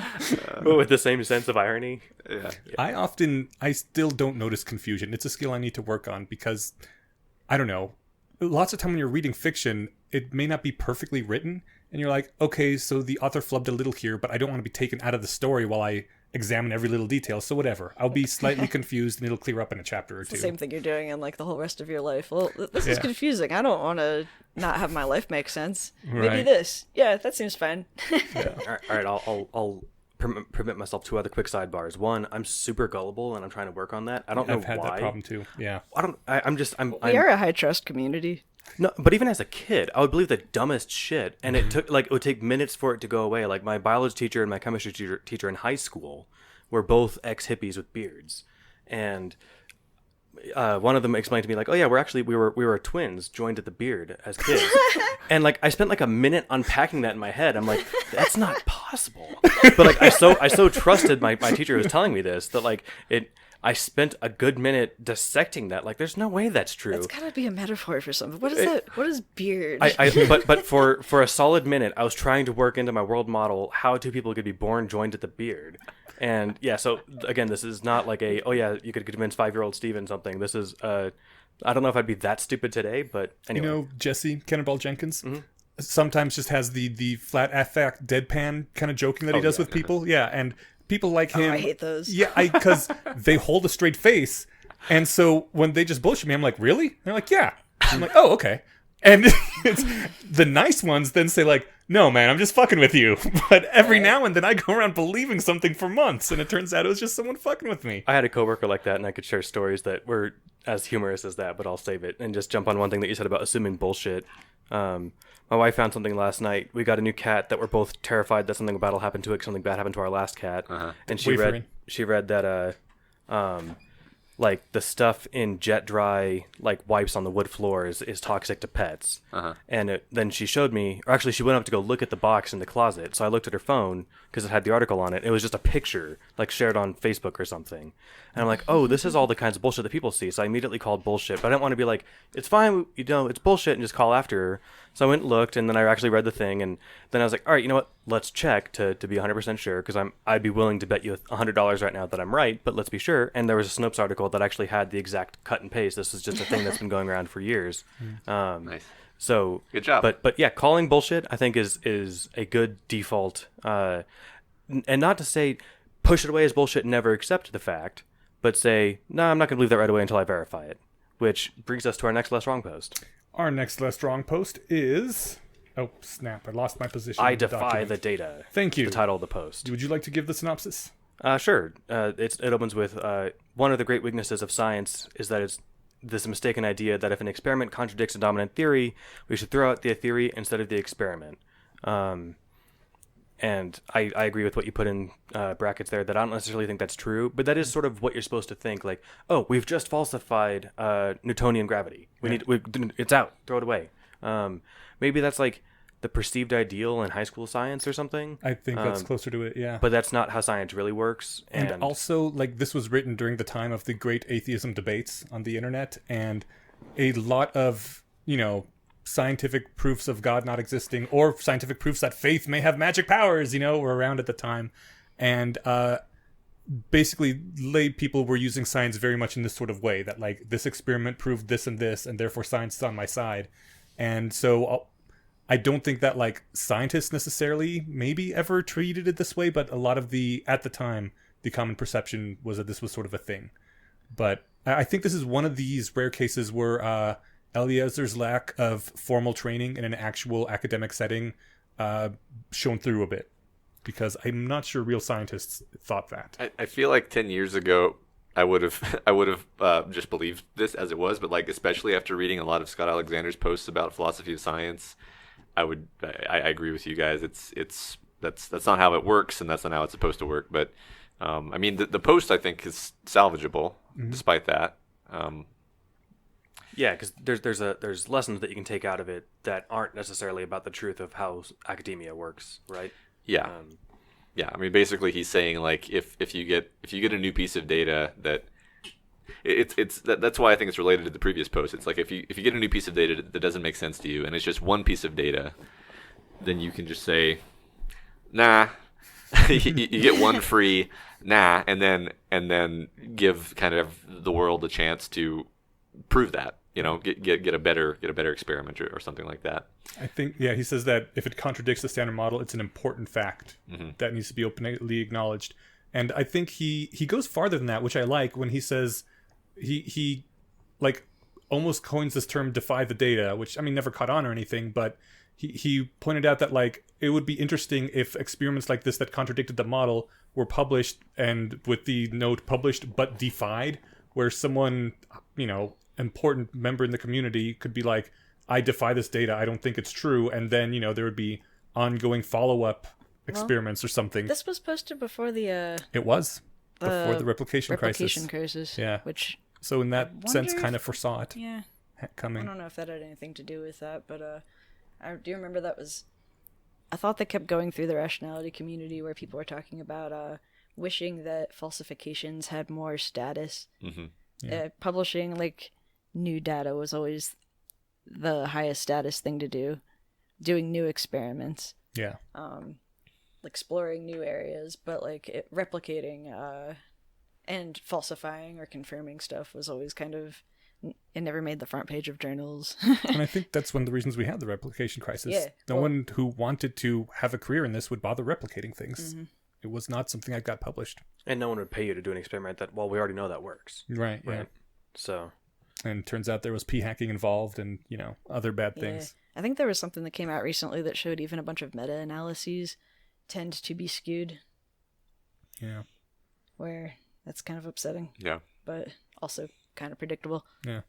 He even says, if someone defied the data, scientists could say, I'm holding my breath waiting for replication, rather than having to take sides. And like, literally, that's now what we do. Whenever I see a new article, I'm like, well, I'm going to wait for that to be replicated. Recently in the Discord, someone posted something about potential faster than light communication, which first off, I just dismissed offhand, but it could maybe, I don't know the physics behind this shit. So I'm just like, well, I'll wait for it to be replicated because this is a popular science story about some possibly anomalous finding. And when I was on Facebook, every 6 months I'm going to come across the front page that would be like, oh, look, we've got a cure for Alzheimer's. And I'm like, I saw this 3 years ago. Those are the worst, yeah. The science reporting is so bad. I don't even look at very much of the science reporting unless I know that it's from a source that is very, very diligent about fact checking and posting all their sources, but generally I'll go right to the publication. I really love the Skeptic's Guide to the Universe. It's a podcast because specifically they ride this hobby horse a lot. They're like, these are the current popular articles. This is why the news you're reading is fucking stupid. In the actual research, that's not what it says at all. Because generally the articles you read are, a reporter with maybe a little bit of science background reading this and finding the most crazy headline they could make to grab people's attention, or right? not even I remember a bunch of times looking at some crazy headline claiming something and then going and looking at the actual article it was based on and showing that it was actually saying the exact opposite of what the headline said. Yeah, it's ridiculous. And so Skeptics Guide to the Universe does that almost every week, where they're like, here's a thing that's been published. You might hear about this from your crazy friends soon, but this is what the actual study was. Man, I used to be on Facebook, being the asshole that was, the one person out of my 20 friends who have shared this thing being like, and here's the Snopes article. Yeah. And I feel like I, made some enemies with people. Yeah, that's my role on Facebook as well.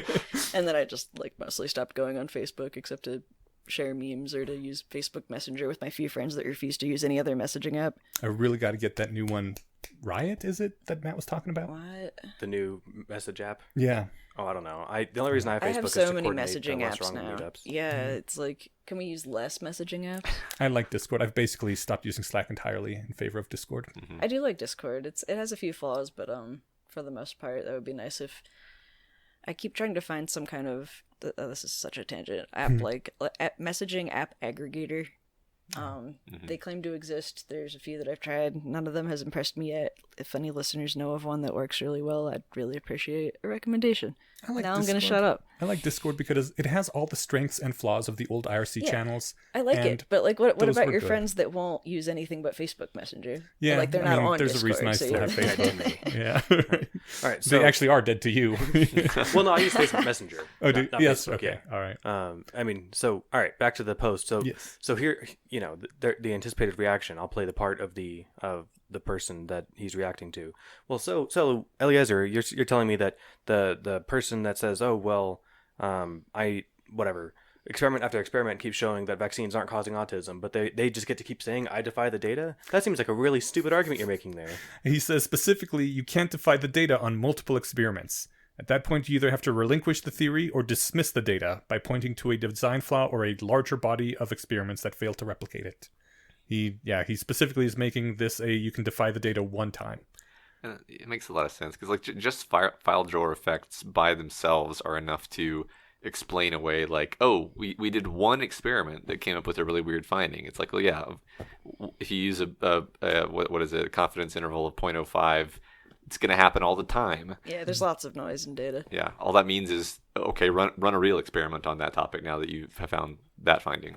So, yeah. Well, he does try to make replication higher status by this. I think it seems almost like this seemed like a hack to try to get more things replicated because if someone prominent defied the data publicly, then, that would be news. And then the replicators could get their names in the journals as the people who, either confirmed or not denied, but defied, confirmed or defied. Yeah, the defile, confirmed or denied the defile, and then God damn it, denial. Thank you. And then the person who denied the data either gets more status for sticking their neck out and defying this data, or gets to make look like an idiot when the replication went through, and they're like, oh, okay, my bad, I guess. Yeah. Or they get props for denying the data when it looked deniable. Right. That's how it should be, right? Or it's just neutral. Yeah. It would be good to have a hack that makes replication higher status somehow. Yeah. But this never Interestingly, caught on. in that sentence about you either have to relinquish the theory or dismiss the data, neither of those are, or you have to update your model and say that you were wrong and the data is actually right. And I'm surprised that wasn't one of the either's. He does say defying the data admits that the data is not compatible with your theory. Sticks your neck out so your head can be easily chopped off. Yeah. People are like, turns out your theory was wrong, Mr. Feynman. Reminds me of Einstein, like some experimental result disagreed with his prediction for like some eclipse measurement. And he was like, they did their experiment wrong. Nice. Yeah. And it was funny because it turned out that they did do their experiment wrong, but his prediction was also slightly wrong. But then he had a chance to correct his theory by the time the next eclipse rolled around or the next experiment. So, but he came out looking good, obviously. Yeah. Because he's Einstein. Yeah. So.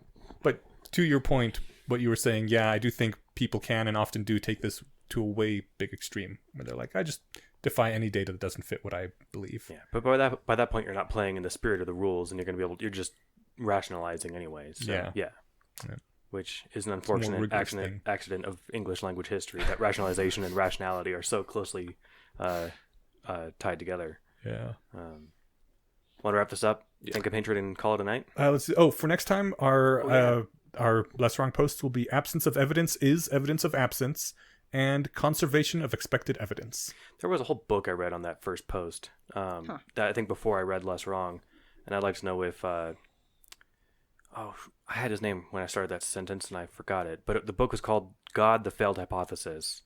And he says that the lack of elephant footprints and droppings in Yellowstone National Park are evidence that there aren't elephants that live there. Right. Is the example that he gives at the beginning. By Victor Stenger. Thank you. Yes, who used to teach, I think, in Boulder. I think he subsequently has died.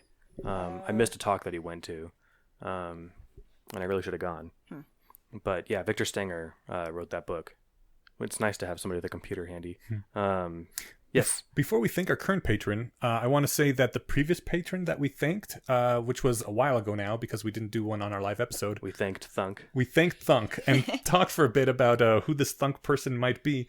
Turns out Thunk is a channel on YouTube creating educational videos. Oh, cool. They Yeah. have their own Patreon, and it turns out that if someone on Patreon patronizes us, I guess, donates to us, I don't know what the term is, we can just click on their name and go to their thing. So, yeah. Yeah, so I found Thunk after we thanked them, and I love saying that. Yeah. And yeah, I found their videos, and it's really cool. So everyone check out Thunk's YouTube channel, Right. which I don't know how to like hashtag a YouTube channel, but I'm sure if you search Thunk Education or something, or whatever We on can post a link in the show notes. that's probably the easiest way to do it. YouTube's a weird spaghetti mess, so It seems like this would be like up our alley too. I haven't seen any Thunk videos yet, but like episode 179, the most recent one, is called Rationality Without Justification. Ooh. So, yeah, seems like, Oh, and there's 179 episodes. yeah. How long are they? I'm assuming since it's YouTube, it's like 15 minutes or less. Maybe. that's a weird assumption to make. 10 minutes for episode 179. Perfect.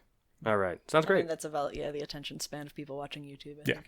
think. Every now and then there's an 18-minute video on YouTube, and I'm like, that's just too long for me. Well, that's I why make you watch some it at 2x speed, right? Yeah, I make some exceptions, like ContraPoints is always awesome. But usually anything longer than 15 minutes, I'm like, this is not the time I have allocated for YouTube. Anything that's like 2 hours on YouTube, I like. I've got that ContraPoints that's been open for like a month on my computer, or one of their videos has. The big one that made the rounds recently has been open since it came out, but I have to have my browser open the entire time. Mm-hmm. It's like, now put this on a podcast app, and I can Pause pause it. and play and leave the app. That'd be great. Thanks. Yeah, You can do that because you pay for good YouTube. Yes. Yeah. It's worth it. Yeah. Also, rip it as an MP3. That's true. Yeah. I usually Steps. things that like things that are really long, like debates that I watch sometimes. It's stuff that I'll do at work while I'm doing bank reconciliations or whatever. I can dig it. Yeah. All right. But the patron that we are actually thanking this week is, whose turn is it? I think it's been a while since I've done it. Okay, go for it. Jonathan Mast. Thank you so much for your support. You're super awesome, and this podcast wouldn't happen without you. If this sounds rushed, that's because it is, because we've overstayed not our welcome, our window at Enyash's house where we record. So, Jonathan Mast, thank you very much. You have helped make this decade a good one for this podcast anyway. So partly the rationality community, and we're going strong into the next one. that's And right. You're the first patron thanked of 2020. Ooh, that's true. Awesome. You know what I'm going to do? I have the Cyberpunk 2020 rulebook still. I got to scan that and then post it on my Facebook telling people this is the future I was promised. It is not the future I have. I mean, I'm pretty happy with my future where I can like wear a VR headset with a brain stimulator in my underwear in my like living room. I mean, I am glad that I'm not living in a burnt out urban hellscape while the mega rich do whatever they want. Hey, give On it the to other the end of hand- the election cycle. Right. Hold your breath. On the other hand, I really would have liked to be able to hack into the Matrix with my brain and, have guns wired to my nervous system. Well, it's only January. I mean, Call Elon Musk. Maybe the Neuralace will be coming out, second quarter of the year. We don't know. Nice. All right. We should wrap it up. Okay. Thank you, everybody. This was great. We'll see y'all in 2 weeks. good Awesome. night, everybody. Bye. Oh, and big shout out again. Thanks for Matt for coming. This was great. Of course. My pleasure. We'll Open link invite. Doofcast stuff on the show notes as well. Yes. Thanks. Awesome.